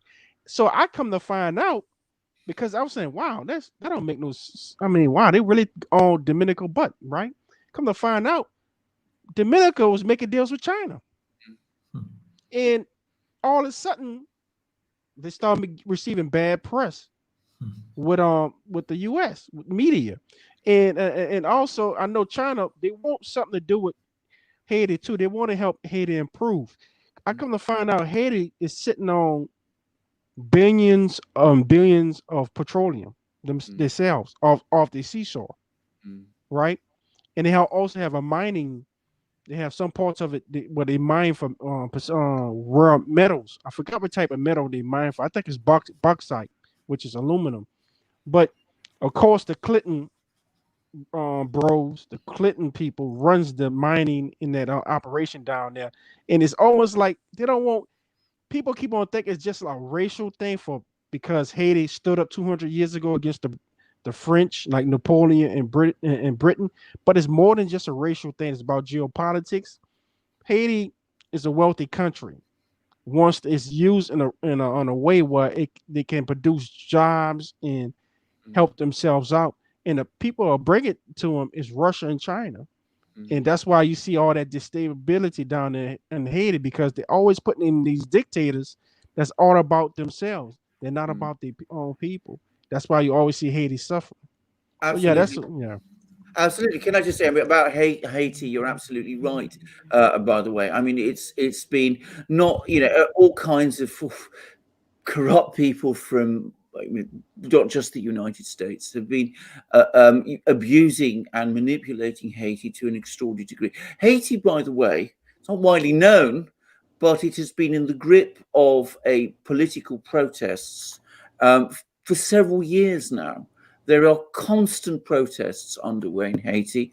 There is great opposition to the government of Haiti, which is widely seen as corrupt and very strongly aligned with the very forces that you were talking about, the Clinton bros and all those sorts of people.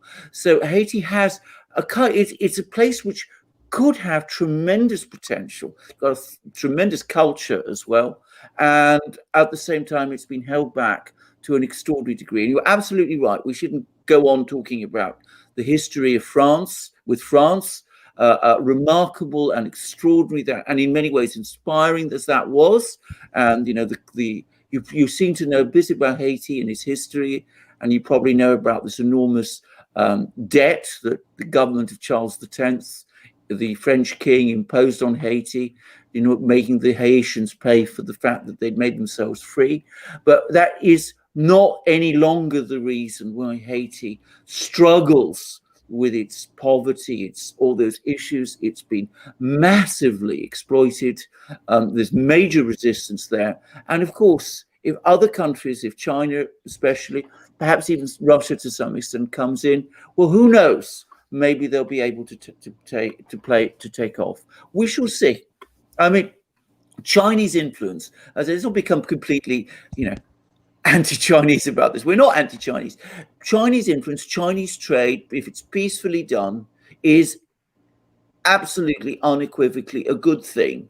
But of course, the United States has justified interests also, which it needs to protect, and it needs to protect its own domestic economy.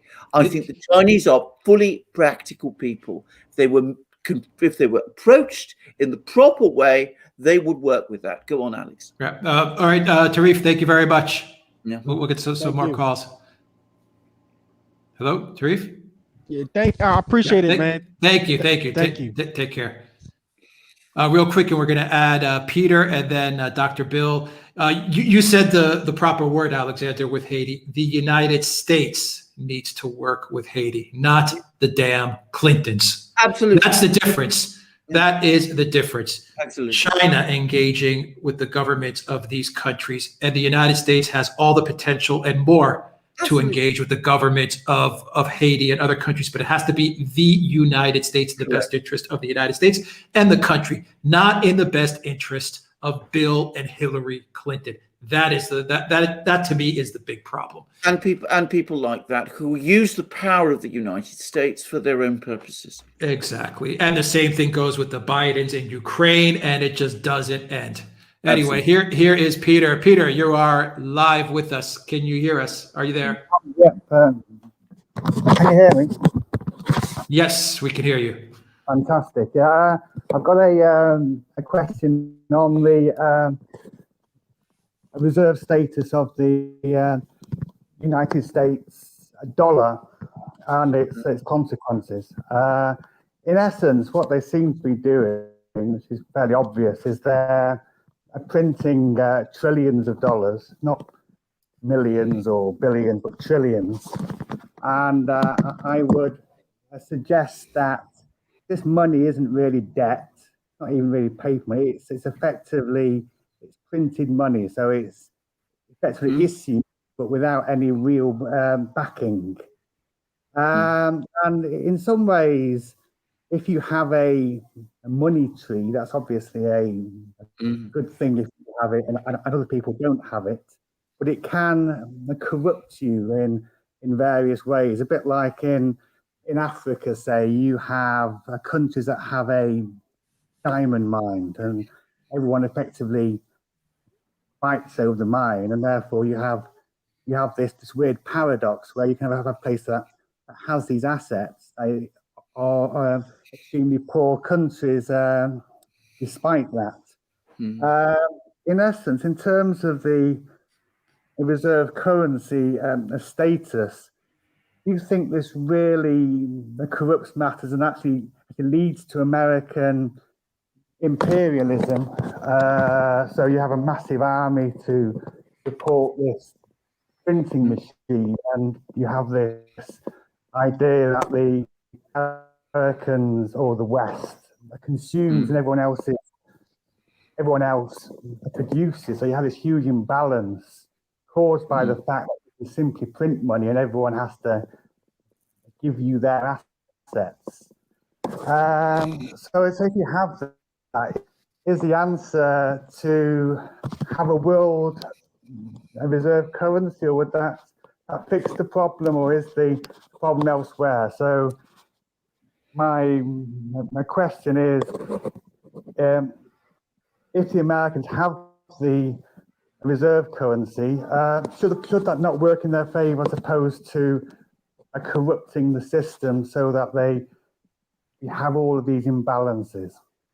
I think you've made complete sense. And can I just say, you're obviously somebody who's given a lot of thought to this, and you make, in my opinion, extremely astute points. Firstly, you're absolutely right.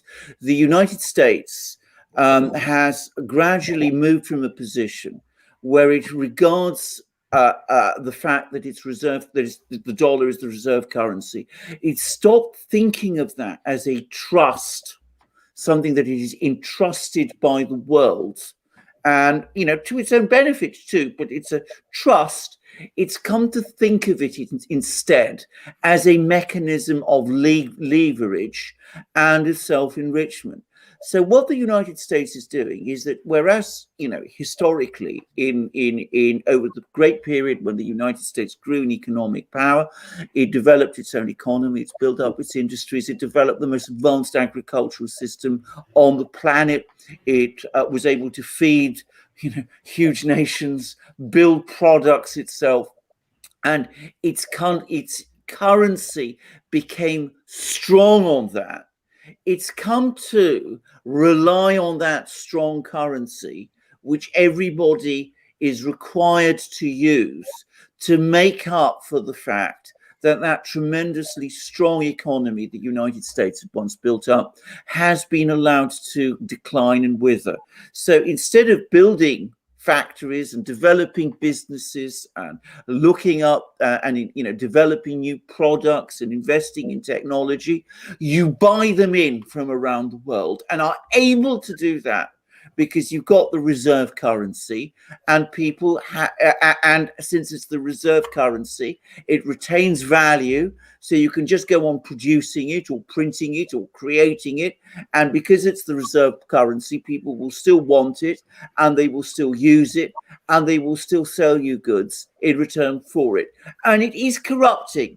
And of course, it's also corrupting in another sense, exactly as you say, because as it's based on your system, your economic system is increasingly becoming dependent upon the fact that you have the reserve currency, because you are not able to fill your people's needs to the same extent as you once could through your domestic industries, your domestic businesses, your domestic science and technology, your domestic agriculture, because you have to import in these things. You need a reserve currency. You need to maintain the position of your currency as the international reserve currency in order to do that. And that means that you've got to keep the pressure always, all the time, on other countries, on other peoples, in order to get them to accept your currency as the reserve currency. So it is a kind of feedback loop. But there is always a way out. And I want to say that at the end of the day, you don't have to abuse your currency in that way.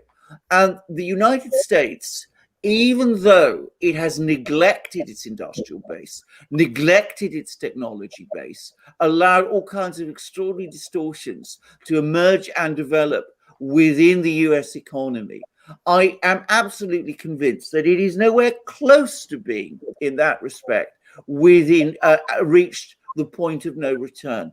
If you change your policy, if you say to yourself, we're not going to cope with all of these problems by simply printing any money anymore.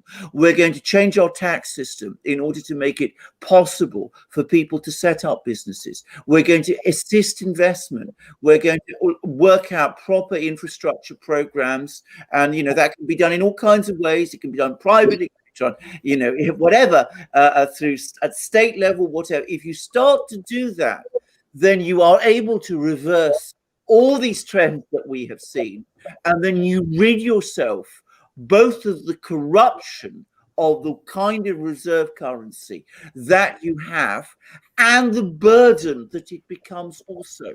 Because be very clear, if your domestic economy is withering in the way that we've described, and the whole system depends on the financialization of the economy and the reserve currency system that you are working with, then what you're going to inevitably have is a situation where the benefits of the imperial system that you have created flow to an ever smaller number of people at the top who are able to manipulate that system and work it to their advantage. The British way went through something very similar. Because there was the British Empire and they were able to control trade. British industry, British manufacturing withered. A few people became enormously rich, but the economy itself of Britain declined. And when the empire was stripped away in the 1950s and 1960s, the underlying weaknesses of the British economy were painfully exposed and took decades to repair. But as I said, the United States is not at that point of no return, but it needs to radically rethink the way it runs things now. Under Donald Trump, there were some glimmers of understanding of that. We're not going to even talk about glimmers in Joe Biden's mind, because I'm afraid those glimmers are simply not there. And the people around him have a completely different agenda. I think I'm becoming rather dark. Can I just open the curtain? Yeah, go and open. Go and get some light on you.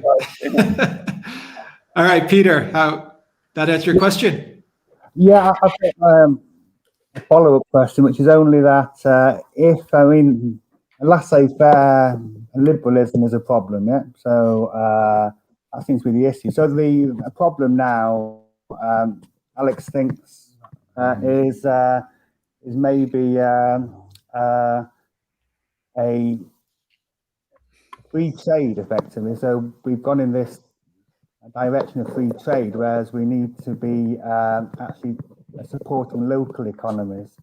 And a point is that the system as it stands now, effectively the Western countries can effectively print money and other countries can't, is a really imperialism in a colonial sense. So it actually returns back to the 19th century in the sense that it is just a different form of extraction. So in some ways the a course of action would be to actually go for a sustainable economies which isn't necessarily free trade, but is moving away from that as we actually went after the 19th century and the issues there. We actually went backwards to a form of a balanced trade as opposed to free trade.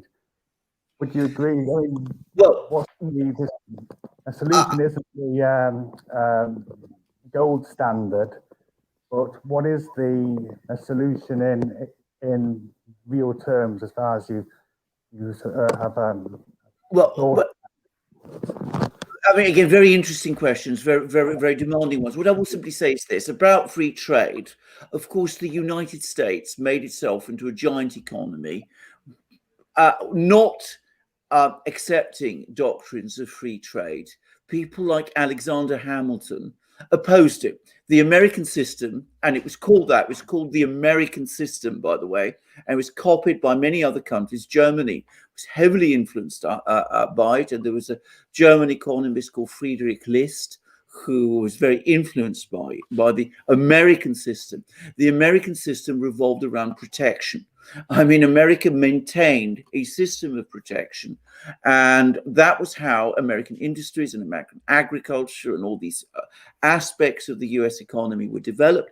And by the way, the party that was committed to protection in the United States was the Republican Party.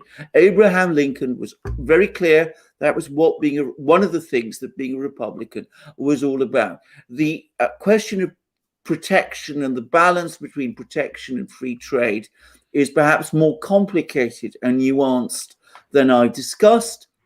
And there is, in my opinion, such a thing as the international division of labor, which one should not completely ignore. I don't think we should have a situation where countries simply retreat and try to create self-sufficiency, even when they are as big as the United States is. But I do think that countries ought to concern themselves about developing their economies. And I think a country like the United States has all the means at its disposal to do that.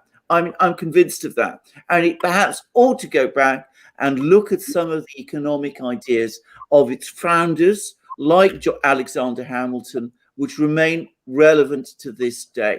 Now, I come back on the question of gold, the gold standard. I think the scale of the international economy today is going to make it extremely difficult to operate anything like a gold standard once more. I know there are going to be many, many people who take issue and disagree with me on that, but I just don't think personally that it's possible. Perhaps these new currencies, Bitcoin and the rest, can play a role as an international medium of exchange because they are structured in a way as to create stability. But ultimately, in my opinion, the single most important way of maintaining the integrity of a financial system is through peace. The United States developed its mighty economy primarily by being peaceful. Obviously, there were conflicts within the United States itself. There was the Civil War. There was the conflicts which arose with the Native American people. But overall, the United States was a peaceful country. It was a civilian country. It had a strong military, had a great navy. It had all those sort of things, but it did not go out, in the words of John Quincy Adams, looking for monsters to slay. And that was what made America great, strong, and powerful, and an example to the rest of the world. And I think if both the United States and other countries start following that principle, then I think a lot of these problems that people talk about, with gold standards and these sort of things, will be seen to be less important or necessary than they really are. I will finish quickly this point by saying that a policy of peace is inconsistent with a policy of globalization. Peace is only possible when countries feel secure within their own borders. If there is a constant pressure on them by someone, say in Washington, who says that, you must conform to what we do, and that we are here to make your decisions for you, and we want you to open up your borders, and we want to be able to let our oligarchs come into your countries and do all the things that we do there. If you do that, you are not following a policy of peace, you're following a policy of war. And that, I think, is what undermines the United States. Globalization, which is contrary to peace, undermines an economy and undermines the financial system upon which an economy is based, and the whole global currency system upon which that financial system rests. Okay. Thank you, Peter. Thanks a lot, Jen. Bye. Thank you. Take care. All right, let's bring in Dr. Bill. Dr. Bill, can you turn off your camera and we'll bring you into the call? Mm-hmm. I don't know if you can hear me, Dr. Bill. Great. All right, Dr. Bill, you are live. Hi. How you doing? How are you? It's a great honor to speak with such the Oracle of London and Alexander, the moderator. I've been watching your show for since right after the coup in Ukraine, and I've loved it. I visited Russia 3 times. I had a fantastic time every time. My first 2 were were put on by a woman named Sharon Tennyson. Oh, wow. Concerned Citizens Initiatives, who is one of the greatest Americans in history. And people should get in, if you want to travel to Russia, get on one of her trips. Sharon Tennyson. All right. Yes. No. I mean, she's very well regarded in Russia. People know her very well there. I mean, I agree with what you say about her, by the way. I think she's also a great person. Thank you.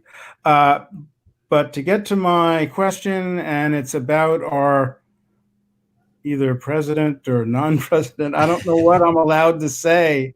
I don't want to get you guys in trouble, but I'm one of these political junkies. I've been following politics all my life. And back when the primary started for this last presidential election, which would have been in 2019, I could see the signs of Alzheimer's disease in Joe Biden.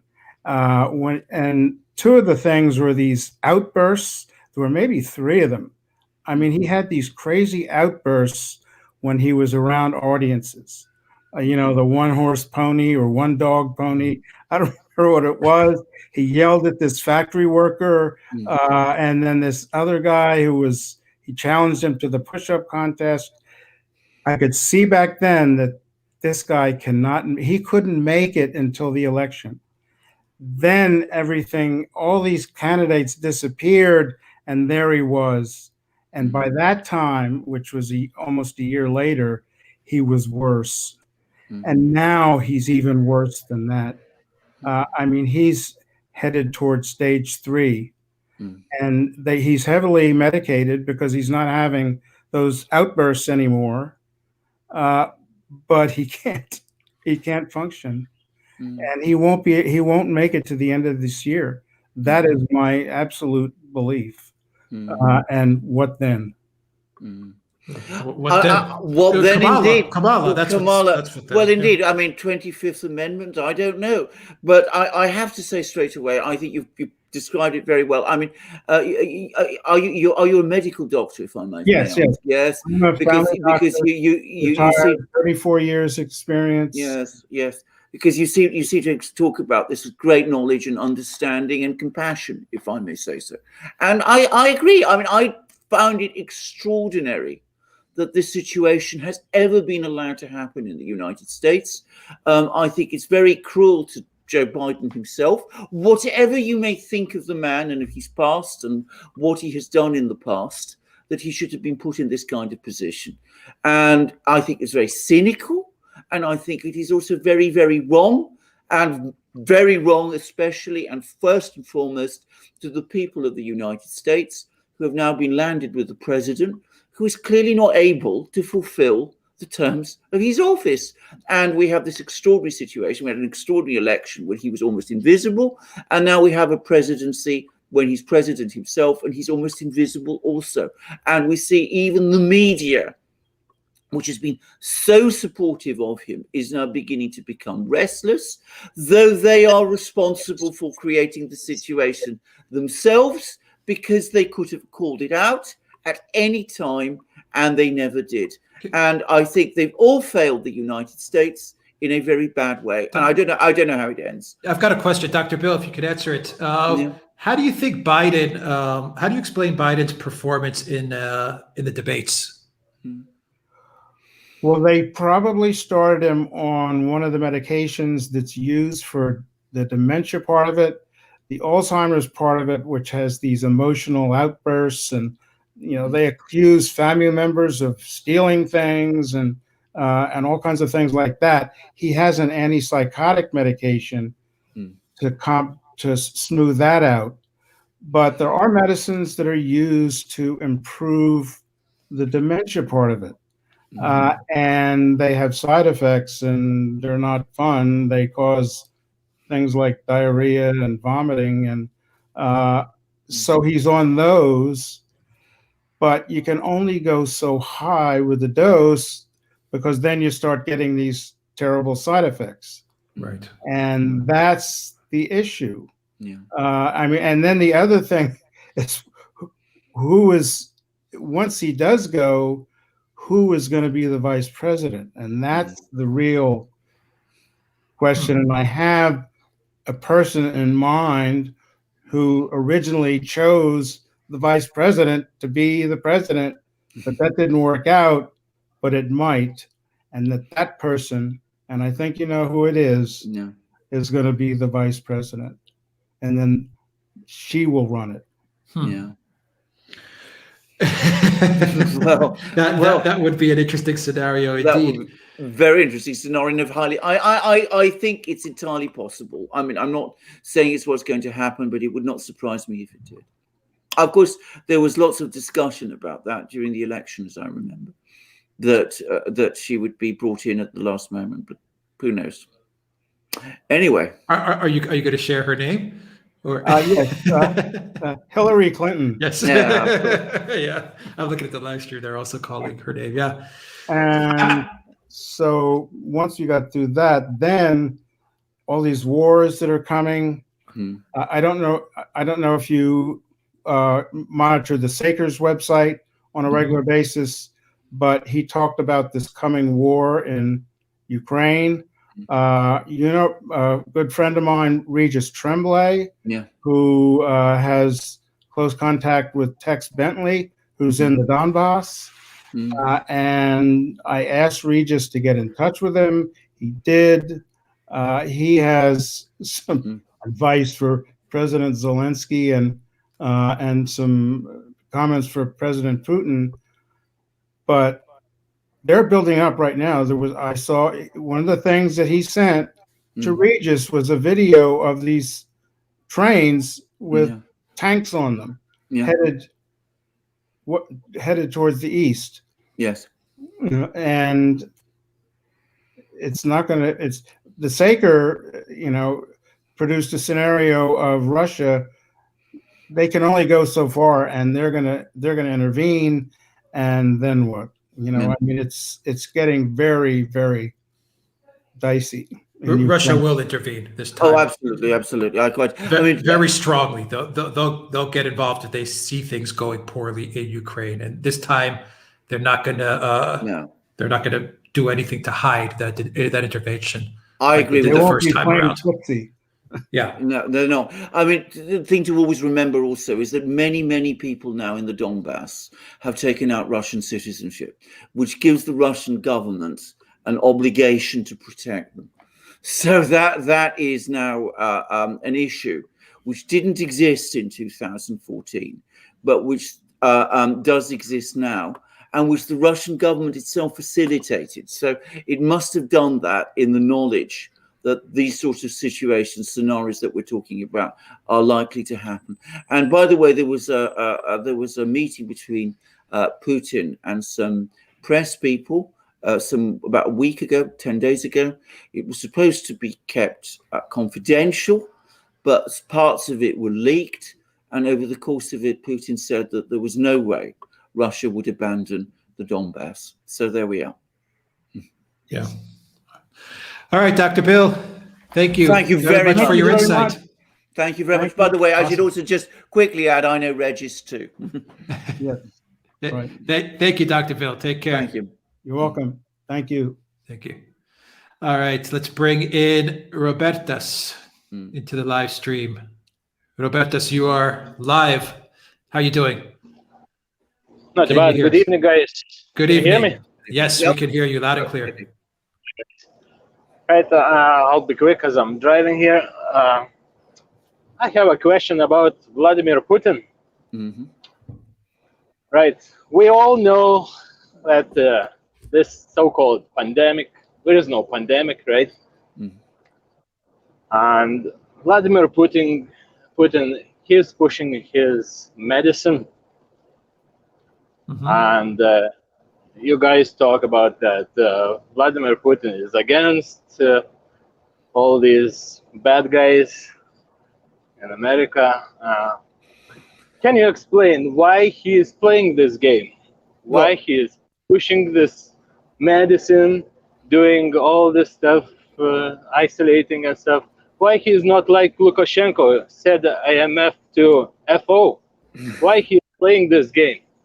Right. I think that could be easy. Actually, yeah. Go ahead, Alexander. Well, but well, I think you we've know, talked about it before in a video. That's a good question, Robertus. And I just want to say before Alexander answers, regardless of what you think about pandemic or lockdowns or any of that stuff, the vaccines, I will say that Putin's involvement so quickly in getting involved in this and the creation of a vaccine and taking a lead. Let's just say that taking a lead in this situation by creating a medicine gives him global political leverage, and it puts him at the table. He gets to sit at the table where otherwise Russia may not have been at the table, and other countries may have had leverage over Russia. Anyway, Alexander. Oh, yeah, that's absolutely right. I mean, that's exactly the correct point because, of course, from his point of view, from Putin's point of view, this has played out wonderfully. I mean, just look at the spluttering anger you find about Sputnik V in parts of the British media. It's now going to be made in Italy. There's talk about it being imported into Germany. Viktor Orban is buying it. There's other countries, Slovakia is buying it, and there's been a political crisis there. It is working extremely well for you. It was a master. Actually, it was a very smart move. Yeah. I mean, exactly. I mean, Mexico's apparently going to adopt it. There's talk about it being adopted across South America too. I mean, it's played out wonderfully for him, and I would say for Russia too. So, from their point of view, that part of the pandemic response has been actually extremely successful. And I think they're very pleased with themselves at the way it's gone. And by the way, the European Union, about whose pandemic response I've spoken much on my own channel, has assisted Putin in achieving that to a remarkable extent. They've trashed AstraZeneca. They've made a mess of things. They've imposed lockdowns at an extraordinary degree. Russia, by the way, does not have a lockdown at the moment. It's eased off massively, and so they've opened a door through which Putin is marching in. So I think he's actually done very well out of this, from his point of view. Okay, thank you. Does that answer the question, or Aventus? Yeah. Thank Okay, you. great. Good question. Thank you very much. Yeah. Right. All right. Yeah, it's from a geopolitical level, Yeah. Alexander, just from a geopolitical level, or even a business type of sense. You know, it was a very smart move. Absolutely. I mean, and that's, of course, I mean, one must say, one want to stress this again. I mean, you know, we're talking about bad guys and good guys. I mean, Putin is a realist. That's how we should see him. He's an extremely practical man. He looks for advantage wherever he can get it, he gets it. And he does that, as he would say, in the interests of his own country. And that's how he approaches things. He's not concerned about making everything into a sort of, you know, good guy versus bad guy argument. God help us. He talks about the US all the time as his partners. Never forget that. Yeah. All right. We're going to, Bomio, we're going to bring you in 5 minutes. I see you're there, Bomio. Hold tight. We're going to answer a couple of super chats, and then we'll bring in Bomio, and then we'll get to the rest of the super chats and wrap it up. So from Anatoly Alexander, a simple MMSE would reveal that Biden is suffering from dementia and not fit for purpose. What are the Republicans doing? Low-hanging fruit here. This goes off of the question from, and the comments, the excellent comments from Dr. Bill. Excellent, and an excellent point. They should be making much more of this issue than they are. But the Republican Party, as we've discussed many times, or at least the congressional leadership of the Republican Party, are very, very reticent about bringing up these sort of topics, which is extremely unfortunate. Donald Trump, of course, called Joe Biden Sleepy Joe. He got criticized for doing so. But Go on, because I'm going to make a comment about Meghan and Harry as well, because Trump also, remember what Trump said about Meghan when he made the comment about Meghan Markle? And sure enough, he warned Harry about Meghan Markle, and sure enough, he had the interview. So just going off. Yeah, Trump. Trump says stuff, and he used to tweet stuff, and he says stuff, and it always seems to kind of, come true after some time. Well, of course, because I mean, the other thing is, you see, he says things as he sees them. He says this as it is, as he would say, and of course, it comes true, and he's not abashed or embarrassed when people call him out on it, because on the contrary, he realizes when he does that he's actually hitting home, and that's the thing that the Republicans don't seem to understand. They seem to think that, you play politics like some kind of, nice game in which you have all these rules. And the result is that you are not effective politically as you might be, especially when you're up against an adversary who doesn't play by the same rules. I mean, if they did play by the same rules, they wouldn't have put up a candidate who has all the problems that Joe Biden has. Yeah, let's do a couple of more super chats. Alexander, we'll get to Bomio to wrap up the calls. Asavet MD, $10 super chat. Thank you very much, Asavet MD, for that. From Valley S, $5 super chat. Who exactly are they who have so much power in this woke cancel culture? Who exactly are they? Well, I think we can see that there is a world increasingly of oligarchs, of people who basically are very committed to a vision of the world, a globalized vision of the world, and who are using these issues, these identity issues, in order to divide us from each other, because that's what they're doing. That's what they're really trying to do. They're trying to separate people, break them up, make us talk about things of that nature so that they're able to press on with their own projects. And I think we could see, the Davos crowd, you mean? The Davos crowd, exactly. I mean, they hide in plain sight. I mean, you don't have to look for them too hard, because they're not actually very embarrassed about being what they are. They do hide in plain sight. Now, that's a very good comment. We'll do one more super chat, and Bomio, we're going to bring you in about 2 minutes from the Reventionist 2790. What do you think is the likelihood of Kamala Harris being replaced before of Kamala Harris being replaced before Biden steps down? That's an interesting question. That's a very interesting question. I haven't thought of that, to be honest. I think there's a good chance. No, I would agree, to be honest. I think that would be very complicated and very difficult. What would the reason be? That she's incompetent? Well, we always knew that. that she's disagreeable and people don't like her. Well, we knew that. She's unpopular, even in the Democrat Party. Exactly.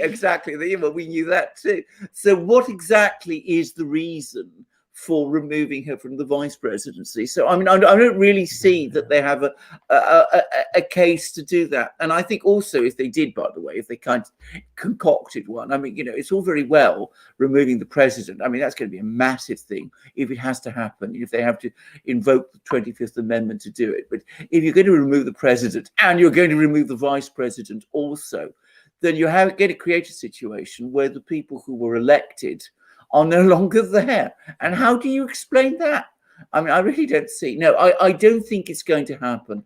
But it's an intriguing thought, and it's a good point to make because it shows how, frankly, inadequate for the job she actually is. No, because I think the whole point of the elections when they began the primaries, the Democrat primaries, they wanted Kamala from the get-go. So I think the whole point of everything that we've seen up to today was all about getting Kamala in. I mean, she was the chosen person for them way back when. And then when they figured out she was just extremely unpopular and couldn't even get to the Democrat primary votes, they had to, figure out a backup plan. Exactly. In came Joe Biden. All right, Bomio, we're going to bring you in, Bomio. Yeah. Bomio, are you with us? Yes. Good evening, gentlemen. Good evening. How are you doing? Yes. I'm doing fine. I want to make a statement, and if Mr. Makuris can elaborate on it, yeah. If you take a look at where Russia is today, yeah, and if you take a look at where President Yeltsin left off and President Putin has taken Russia to today, he has really structured the country. The economy is up and running. Rule of law is in place.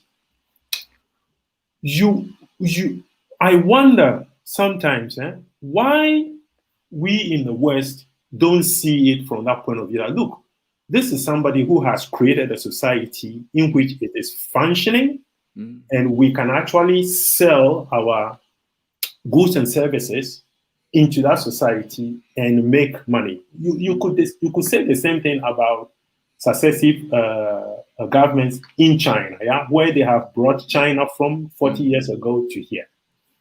Why are some in the West not satisfied with that option, but they look at it from this point of view? No, we have to interfere in the internal affairs of this country. Well, why not that option? Right. Well, I mean, Putin actually has answered that on several occasions. And he said that they actually prefer the situation that existed in the 1990s.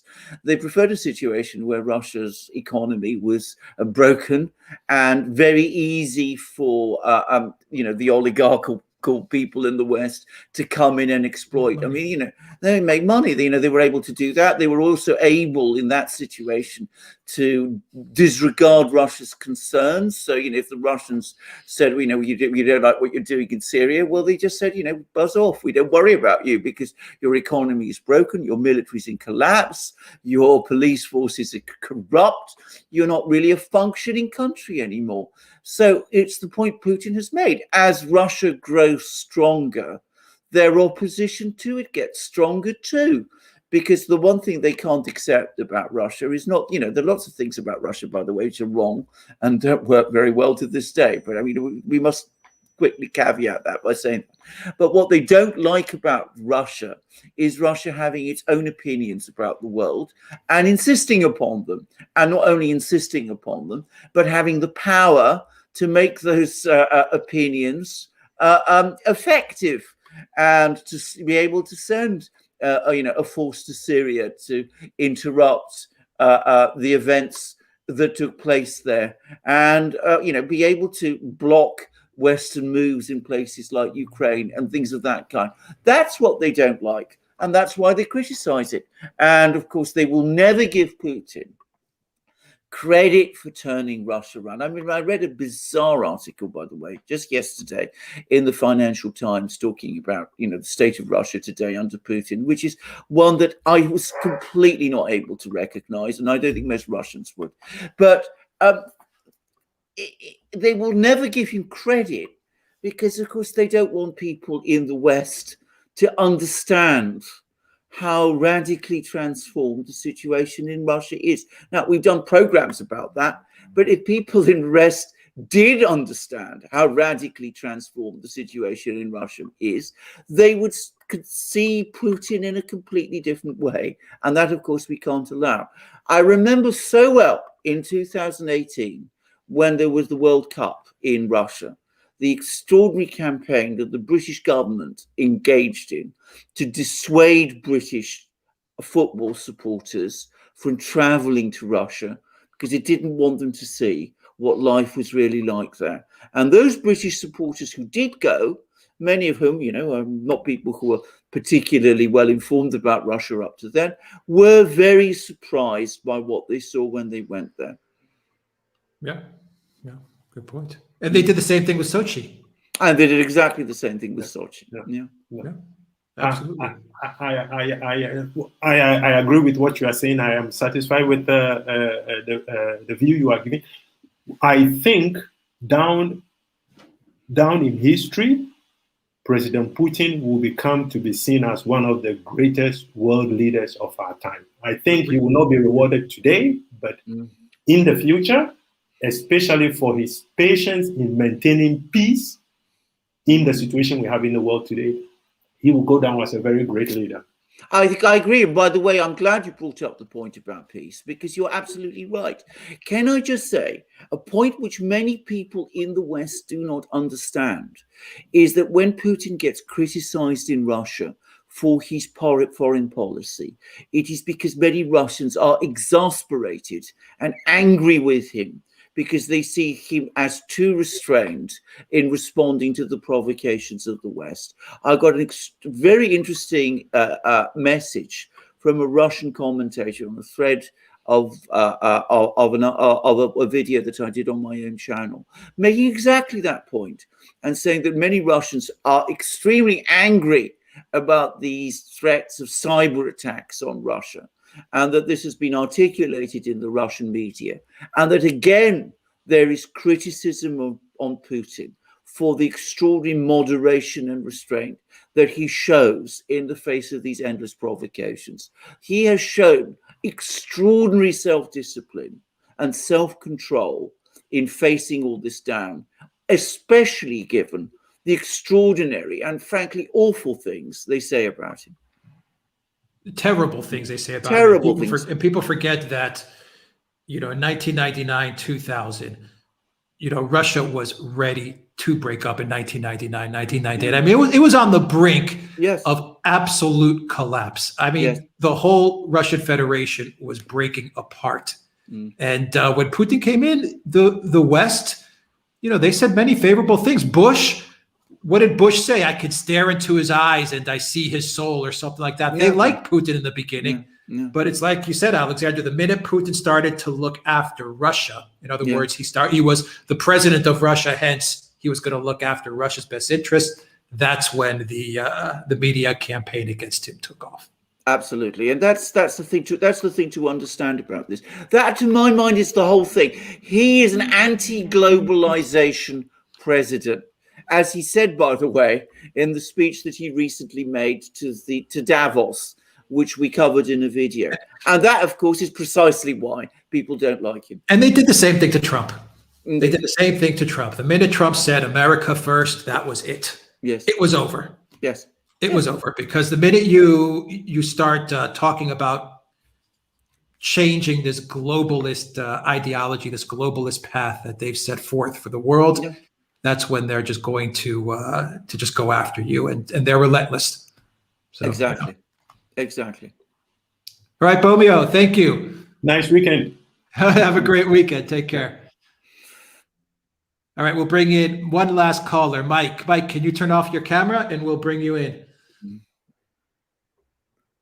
So while Mike sorts out his camera, let me read you. Let's get to a super chat, Alexander, which comes from. This is from Syrian Curry. Yes. Hey, gentlemen, what is the opposite to con? So what is the opposite to Congress? What is the opposite to pro? So what is the opposite to prostitution? What does this say to you? God bless all.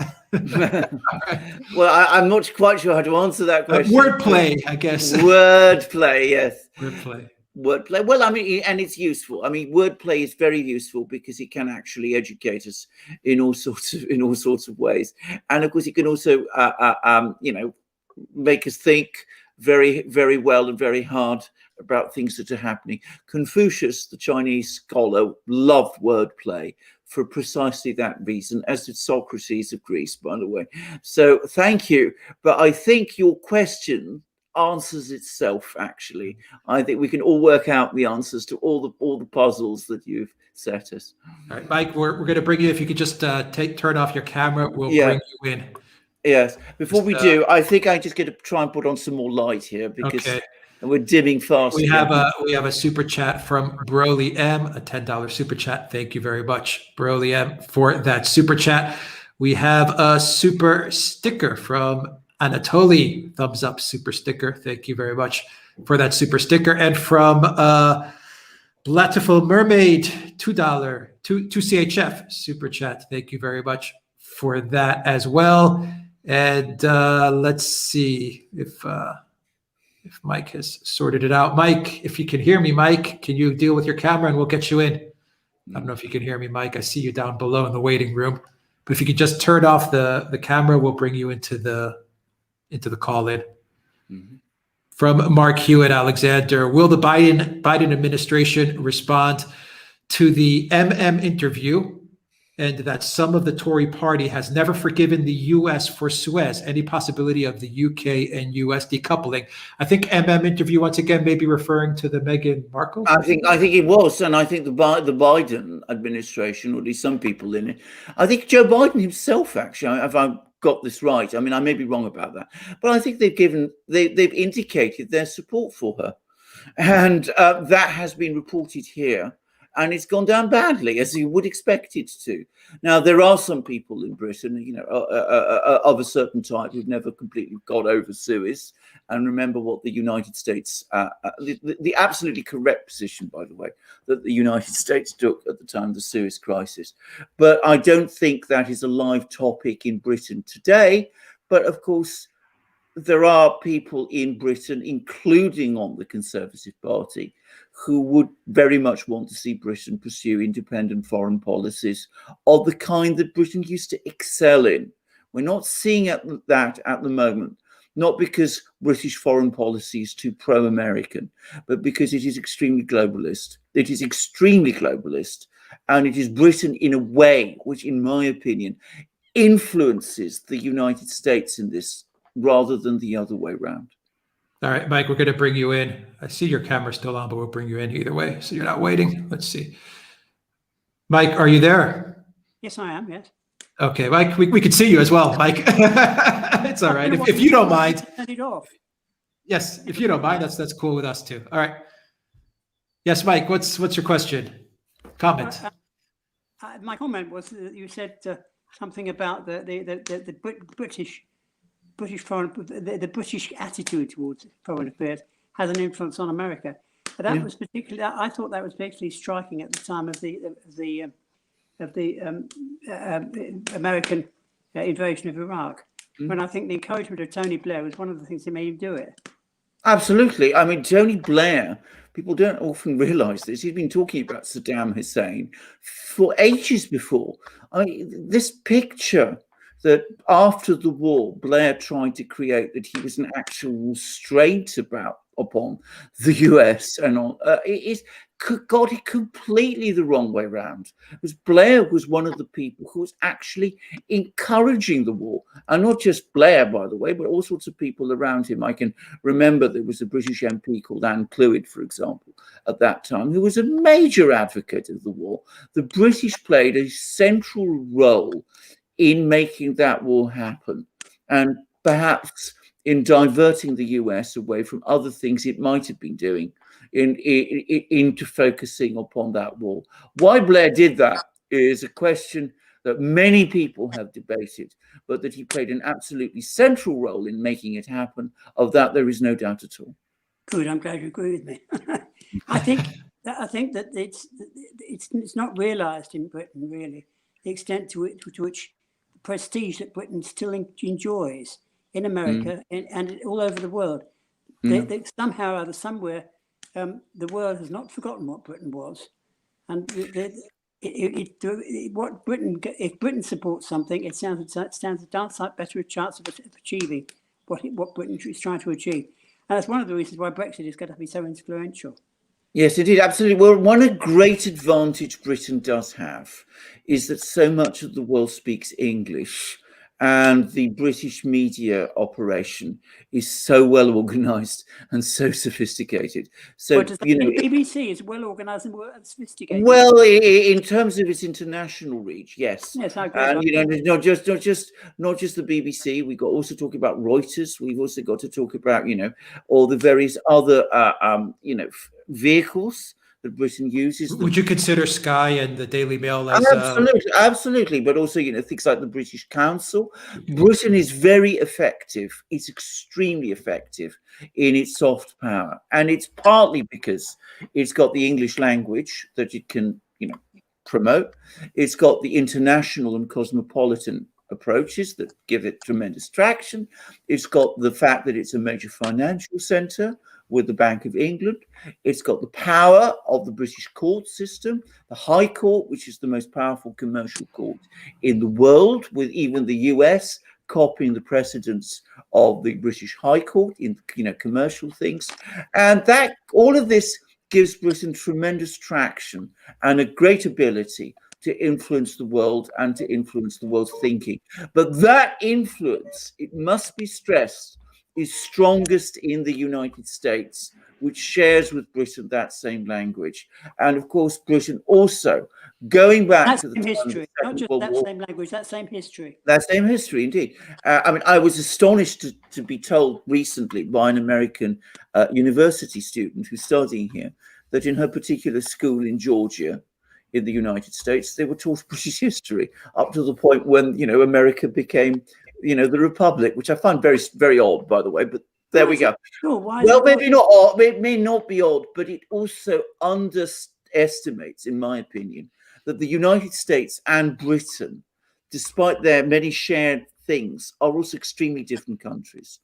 But Britain has that influence, and it also has the influence that comes from the fact that there's been a great degree of intelligence and security cooperation with the United States ever since the Second World War, ever since the British and the Americans came together during the war, shared between them the ultra secret, the fact that the British had broken the German codes, and all those things. And that was the start of the Five Eyes alliance, whose importance cannot be overstated, and of which Britain is, of course, a central part.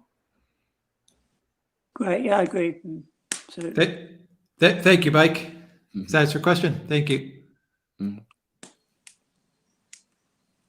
All right, Mike. We'll sign off, and we'll sign off on the calls. Thank you very much, Mike. If I got to do anything to sign off, tell me. I don't know what to do. All right. Take care. Alexander, on going off of what Mike said, we'll get to some super chats, but going off of what Mike said, look at Russiagate. Absolutely. Look at the countries involved in Russiagate. Well, exactly. I mean, Britain played an absolutely central role. The epicenter. It was the epicenter. What happened here? I mean, all the people that were doing all these things. I mean, Stefan Halper, Christopher Andrew, Christopher Steele, they're all in Britain.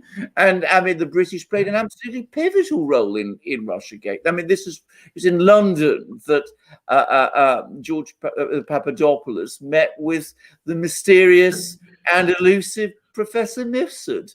And Downer from Australia, while you're mentioning the Five Eyes. Yeah. Exactly. And I mean, we've learned how important Britain has been in organizing events in Syria, and the campaigns they've been waging against Russia. Britain is extremely important in all of these things. Yeah, Absolutely. Let's see. Let's get to some more super chats. The real election meddling happened in the UK. Alexander from from Mark Hewitt. This is a great one. This is a great one, Alexander. I don't know if you've heard this story. Alexander, as a man living in the UK, are you looking forward to the 6 p.m. curfew? Now, have you heard this news, Alexander? No, I haven't heard this I news. don't know, Mark, if you're there and you remember which MP or who said it at the Parliament, who gave the speech, but she, I don't know what party or who she was, but she gave a speech saying that pretty much there is a story in the UK about a girl that's missing, a woman that has gone missing, and they're blaming it on masculinity and toxic masculinity. And she recommended that the UK employ a 6 p.m. curfew for all males, to be in their homes by 6 p.m. in order to prevent the terrible disease of masculinity. Well, I mean, this is I mean, it's just ludicrous. I mean, I'm not going to use the kind of words that I was going to use because, frankly, I mean, that's absolutely. I mean, weird. It was a weird speech, but it made the news. But you know, there are people in Britain who do talk in that way. I mean, to be very clear, it's not going to happen. But I mean, it's extraordinary that there are people who are talking like that at all. And I mean, that's an astonishing thing for people to say. I'm going to add something, by the way, that if we're talking about violence against women, it doesn't happen because people go out at 6 o'clock. Most violence against women, most violence actually happens in homes and houses between people there. It happens indoors, not outdoors. So the person who says that is not only obviously a bizarre and very disturbed and troubled person, but also somebody who just isn't aware of the facts. Yeah, I forgot what party she was from or her name, but someone in the live stream, in the chat, I'm sure will know who that is.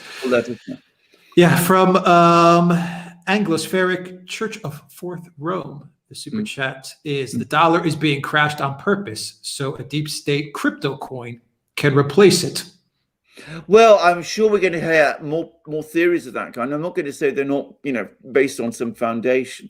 All I will say is, whatever agendas some people may have about crashing the dollar is not in the short term going to be in the interest of the American people. So let's not go there. Let's do instead those changes to the American economy, which the United States still has the space and time to carry out, which will avoid that eventuality. It does mean eventually giving up on this reserve status of the dollar, which, as we've discussed earlier on this program, is not one that is actually helping ordinary Americans in any serious way. On the contrary, it's causing the problems for them. And let's work to that end. We can't do that with this administration, though. All right. Mark Hewitt says a member of the House of Lords came up with the idea. Well, so the House of Lords. Wow. Well, I haven't heard it, and it's probably just as well that I haven't, because it would have made me so annoyed and angry. And, very, very, very bizarre. But we have our share of odd people here too. They're not only found in the United States. All right, from Sapere Audi. We have odd people here as well too. From Sapere Audi. When I talk about the world with family, I share the Duran. Thanks. P.S. Biden family plus captured elites deal with the CCP. Elites get to loot the U.S. CCP gets a weak U.S. Absolutely. I mean, yes. Absolutely, completely true. I mean, as we said earlier in the program, the Chinese must be looking at all these events that are happening around the world, and they must be rubbing their hands with delight because it's all going the way they want. It's exactly how they would like it to be. And if you and I say that, I'm not antagonistic to China per se. I understand they've got many problems. Their political system is not one that attracts me at all, but the fact is, things are going their way. Yeah. From Sparky, there's a percentage of people who only find comfort in misery. These melancholy people were necessary for humans to survive through tough times. The last 245 years were too good. They're restless. True enough. I mean, it's absolutely true. I mean, Shakespeare, by the way, wrote about this. I mean, there's one of his particular villains. I forget the name of him. I think it's in one of his more comic plays, who says, I'm a person with, a miserable personality, and that's why I'm going to do bad things, not because I've got any reason to be miserable, but because that's the kind of person I am. So there you are. So Sparky is always dropping words of wisdom. Thank you, Sparky, for that. Refez00, thank you for taking our calls. Taref Simon, thank you very much for your call. It was great speaking with you. Taref, thank you for that super chat. From Anatoly, M&H got Mark Dyer trending this week again. Marco and Harry got Mark Dyer trending this week again. Right. I'm not quite... Mark Dyer. Why does that name sound familiar, Anatoly? It does sound, yes, explain, because it is familiar somehow. Drop in the live stream somewhere. God, my mind is drawing a blank, but that name does sound familiar. It does sound familiar from somewhere, but heaven says. I mean, we'll get to that, but we'll get to that when we get to understanding, when we get reminded, Mark Dyer again. Yes. Let's see, wait, where am I? Asavet MD, $15 super chat. Thank you very much. I think I already did that one. Let's see, who exactly are they? I did that one as well. Okay, from Didapog, £20 super chat. There was an attempt by Simon Dolan to bring a civil case against the UK government on onerous CV-19 rules under the Public Health Act of 1984. Quite surprising that no tribunal would hear it. No, not surprising at all. I mean, I think that it would be very surprising if a tribunal had decided to hear it. I mean, we got to understand that there are politics involved. I mean, way back in 2019, Alex and I discussed a court case which a British lawyer was trying to bring over Brexit. He was trying to argue that, in fact, Theresa May's attempt to postpone Brexit was legally without foundation, and that it had already, in fact, effectively taken place, because there was no mechanism to extend Brexit in the way that Theresa May was doing. And he was backed by all sorts of QCs, and there were opinions from QCs, and the British courts refused to look at that, even though, as I said, it was backed by some very, very powerful legal ammunition. I am not going to comment further on this particular case, because without seeing the legal arguments that have been made, I'm not really in a position to comment on something. But I did see the legal arguments in that other case on Brexit, and I remember being very surprised, not surprised, but anyway, very concerned, very worried about the fact that the British courts weren't entertaining it, just as the Supreme Court refused to consider a case brought by Texas, which it should have done. Yeah. So thank you for that super chat. So Mark Dyer, who is Mark Dyer? New details about man Prince Harry selected to be the godfather of Meghan Markle's baby. Anatoly says the conspiracy theory about Harry's real father. Oh, okay. Gosh, I remember this is there. Well, I mean, there are several theories. I mean, there was a man called Mark Hewitt, I think his name was. The guy, yeah, and Dene McIntosh says the same thing. Is it Mark Dyer, the guy who the conspiracy theory about Harry's father? Yeah. Okay, so that got trending again. Wow. Okay. Well, it doesn't surprise me. I mean, Diana did have a relationship with an army officer. I thought his name was Hewitt, actually. And there's often been speculation that Harry's actually the son of that man rather than of Prince Charles. Of course, this has never been confirmed, and I mean, I'm in no position to say what, one way or the other. One thing is indisputable: he has been accepted. He was accepted by the royal family as one of themselves. The Queen was his James Hewitt. I'm looking at the live stream. James Hewitt. And of course, the Queen treated him as her grandson, and he accepts her as his grandmother. So we come back to what was said before. He treated his grandmother appallingly badly. And I'm afraid that was a terrible thing for a for the Queen to have to go through. Yeah, I agree with that. From Sparky, with Kamala, the military-industrial complex can war as much as it wants. Critics will be accused of being sexist or racist. She's not going anywhere. Yeah, I agree with that. I mean, I have to say, I don't really see any way that she can be. The more I think about it, the more difficult it seems to me to actually eject her. I think the problems in doing that would be enormous, and they would come up with exactly the same the kind of criticisms that Sparky is just talking about. Yeah. I just don't think it's going to happen. Yeah, I agree. From Reborn Through Hate, another great show, guys. Thank you. Thank you very much for that. Super chat from American Rebel.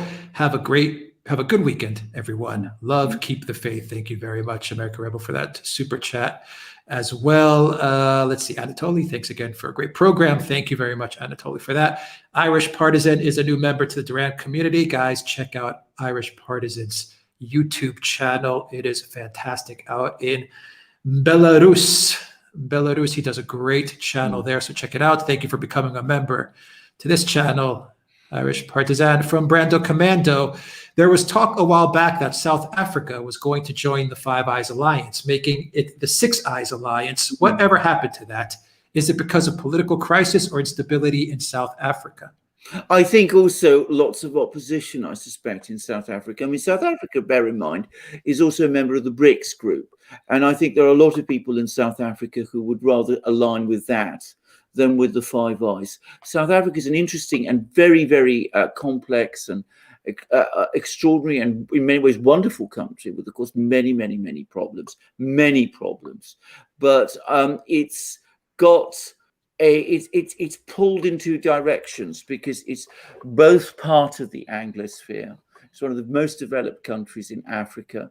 It's got natural close relationships with the US and Britain, but at the same time, it's part of the BRICS.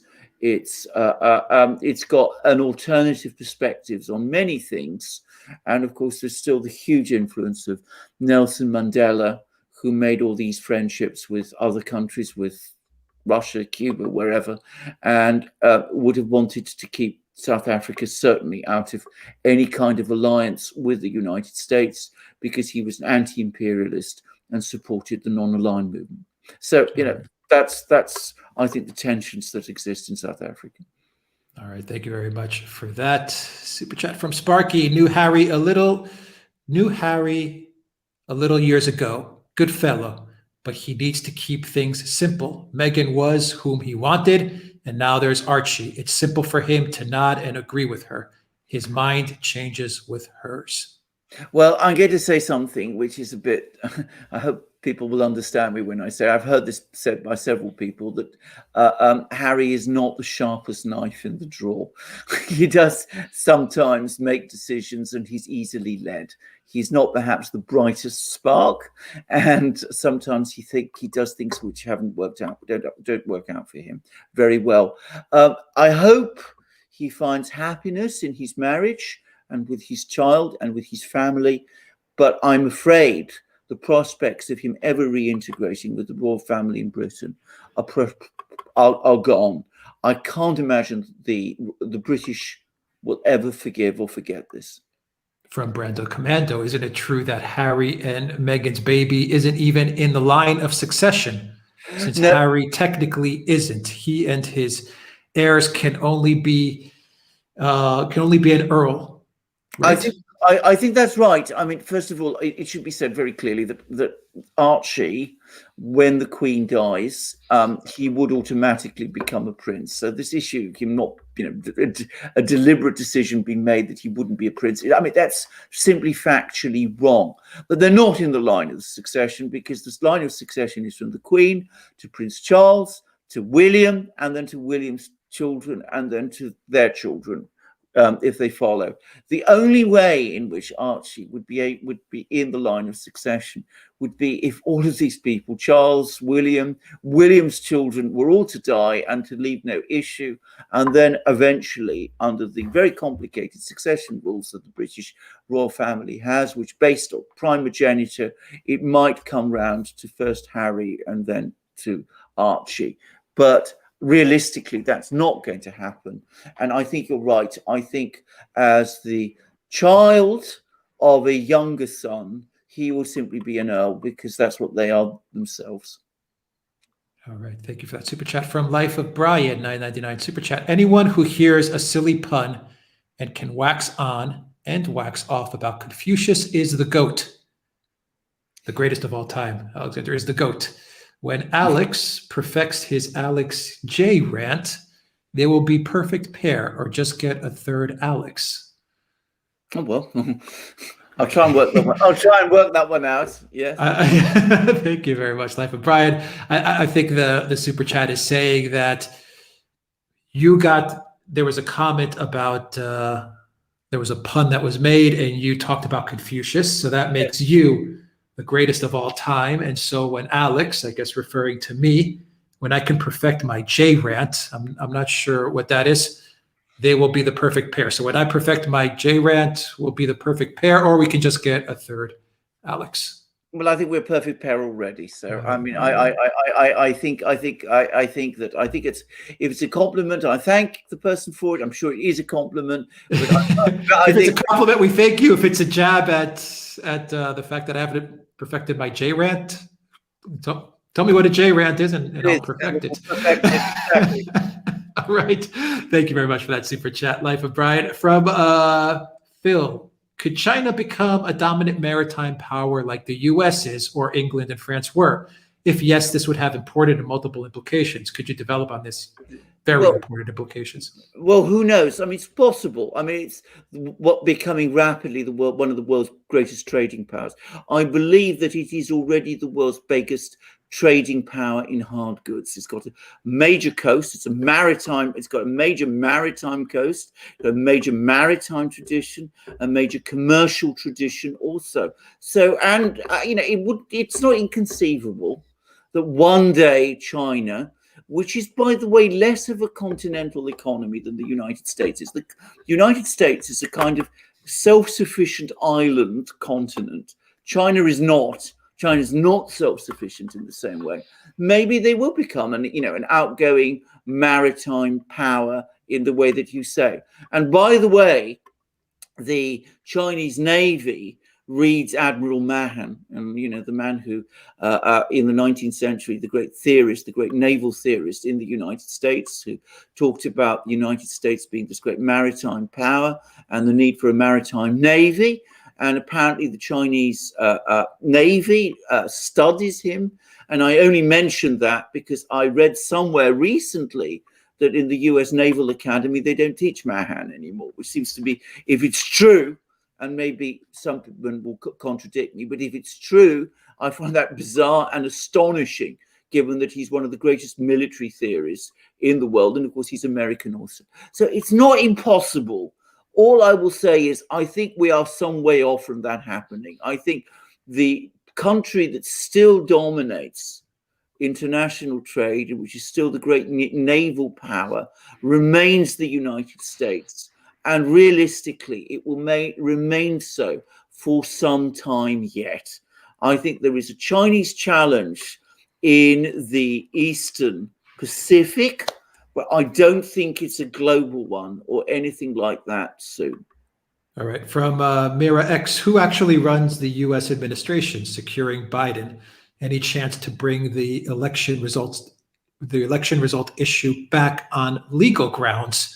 Big hello from a Serbian patriot based in Athens, Greece. Nasta Gala. Big hello to everyone in Serbia, our brother nation. Alexander, is there any chance to bring things back based on legal grounds? I don't see how now. I mean, all the court cases have been rejected. The Supreme Court rejected the last one. Straightforwardly, I think it's a done thing. I don't think it's capable of being reopened, and I'm sure that's not going to happen. Who's in charge? I don't know. I don't think anybody does. No one and everyone. No one and everyone. I think. I think that's. I'm glad that question is asked. We did a program about it too, but I don't think anybody can say definitely who really is in charge. I mean, Kamala Harris that seems to think she should be. She talks about the Biden-Harris administration. Lloyd Austin won't, however, inform her or keep her updated about what she's doing. Ron Klain is making all of his decisions. Blinken seems to be deciding that he doesn't just run foreign policy, but he should be running domestic policy also. I don't know who's in charge. I don't think anybody knows. I don't think there is anybody in charge. All right, let's do one more question from the Discord here. Guys, you can see the Discord link to join the Discord chat as well from Life of Brian. How serious is the message Trump, the mass Trump right about its anti-war position? On the one hand, it's the official position is anti-intervention, huge win. But then the Democrats were ostensibly anti-war for decades before people caught on. So in other words, how serious do you think the Trump base is about an anti-war message? I think the Trump base is very serious about the anti-war message. We heard earlier from somebody, one of the people who joined us, about how many American soldiers who serve in the military don't want to be, taken away and made to fight in all sorts of places for these forever wars that have no real relevance to them. Those soldiers form a significant part of the Trump electoral base, the Republican electoral base. And of course, so do their families, so do their friends, and so do their communities. So I don't think we should discount this and assume that simply because the Democrats changed and flipped in the way they did, these people will flip in the same way also. There's a lot of myths about anti-war sentiment in the United States. If you go back to the 1960s, when there were the protests against the Vietnam War, for example, what made those protests really gain traction was not that you had young students going out protesting against the war. It was because conservative middle-class Americans, and conservative, by the way, working-class Americans, older Americans, said that they opposed the war. They were actually the demographic that opposed the war soonest. And if you look at what actually happened in Congress when all the authorizations to start the Vietnam War began, some of the people in Congress who were most strongly opposed to the wars in Vietnam at that time were people on the Republican right, not on the Democrat left. Yep. All right. From Sparky, Super Chat. It's a three-ring circus with no one in charge. Well said. Absolutely. Words of wisdom from Sparky, as always. As always. And Alexander from Anatoly, a Super Chat. And I think this will wrap it up. And it's a good one. And we'll wrap it up with Anatoly Super Chat. Alexander, which USSR produced films do you like? Oh my goodness. Well, I mean, first of all, I started with Eisenstein, as I think people say. So, I mean, I did watch all those films. Ivan Grozny, for example, and Alexander Nevsky. I think these are two of the really extraordinary films. Then I think I went on and watched War and Peace and all these extraordinary, brilliant. Russians, by the way, make amazing dramatizations. But, over time, I began to see other films like White Sun of the Desert. Anatoly knows, I'm sure, all about that one. Russians invariably do. The great Russian Western, or rather Eastern, which is set during the Russian Civil War, and which for Russians, as I've come to realize, has as big a cultural significance as Casablanca has for Americans. They're very similar in certain things, by the way. And of course, Russia has produced amazing films. The Cranes Are Flying, The Ballad of a Soldier. It does great war films. Come and See. It does amazing cultural films. There was an extraordinarily funny film I saw quite recently, which was, I think it was called The Golden Arm or something. It was all about smugglers who were sending things from Turkey into Russia and were packaging up all in a man's, arm, which had become broken, and all kinds of things like that. The 12 Chairs, which is a comic film. I mean, Russia is very, very productive. The Russians know how to make films. They make very productive films. Of course, there's Tarkovsky too. There's science fiction films. Solaris is my favorite Tarkovsky film, by the way. So lots of films. Russia. Oh, Don Quixote, which I saw recently, which was made by a director called Pierin in the 50s. Best adaptation of Don Quixote I've ever seen. And Spanish people really need to see it because it's a wonderful film. All right, thank you for that super chat. And one more from Brando Commando. There were reports that China's top uniformed military generals told Xi that China needs to spend more to brace for the Thucydides trap. 12 of 16 existing versus rising power conflicts have ended in war. This is true. They did tell They Xi did tell him that, absolutely. Yeah. I've heard that also. So the Chinese are preparing, and of course the Russians also are preparing, and we have in charge in the Washington Sleepy Joe. So there's a reassuring thought for you. I hope we don't.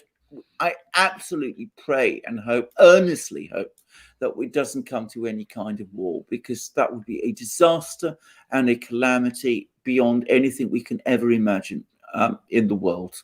But the Chinese, I suppose their doctrine is, you want peace, prepare for war, but, let's instead talk peace. And we can do.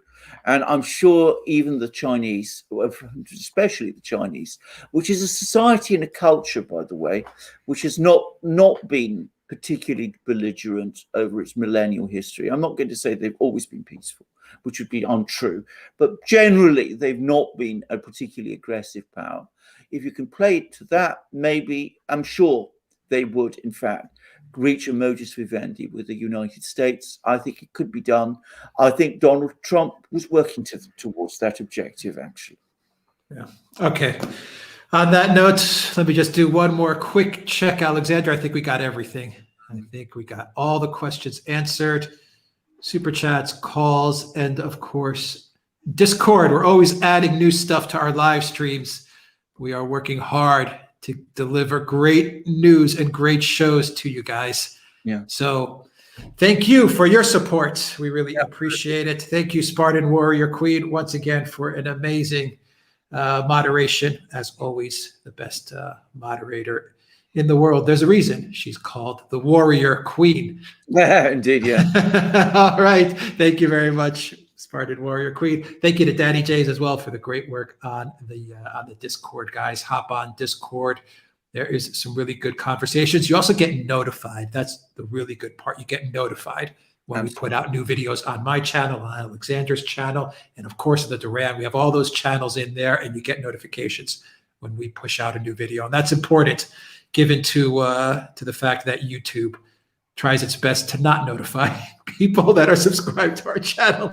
But anyway, we'll leave it there. Oracle of London, any final words before we sign off? First of all, a brief word of apology that, the lighting here has been so disrupted, but there have been reasons why I've had to transfer to the room. They've been doing all kinds of building works outside, and it was impossible to hear very well. But hopefully lighting problems will be sorted. In all other respects, a phenomenal program. It is incredibly exhilarating to come onto these programs, enormously exciting to get your questions, amazing questions. We love your interaction. We'll be doing more programs like this all the time. And of course, the world is we're living in very interesting times, as the Chinese like to say. So lots will be going on between now and next week, no doubt. And we will be there at the Duran, keeping track of it and discussing it with you. Yeah, and I want to just also give a big thanks to everyone that's bought from the Duran shop. Thank you very much for your support there. Thank you to everyone that's donated via PayPal or via credit card. We have not forgotten about you and your donations. Thank you very much as well for that. And thank you to all our Patreon and Subscribestar and Duran community on YouTube members as well. Thank you very, very much for that as well. Let's see. A Life of Brian says $4.99 super chat. Alex J rant. Alex Jones rant. All right. Tricky to write outright on YouTube. You're the perfect pair. But an Alex Jones rant from Alex would be hilarious. Okay. That's why you can't put Alex Jones on YouTube, because they block it, Alexander. Oh, I see. So he actually wrote J space O space N space E. Yes. All right. Thank you very much, Life of Brian, for clarifying that. Maybe one day we will have Alex J on our show, but YouTube will definitely not broadcast that. Absolutely. Okay. All right, guys. Take care. Have a great weekend.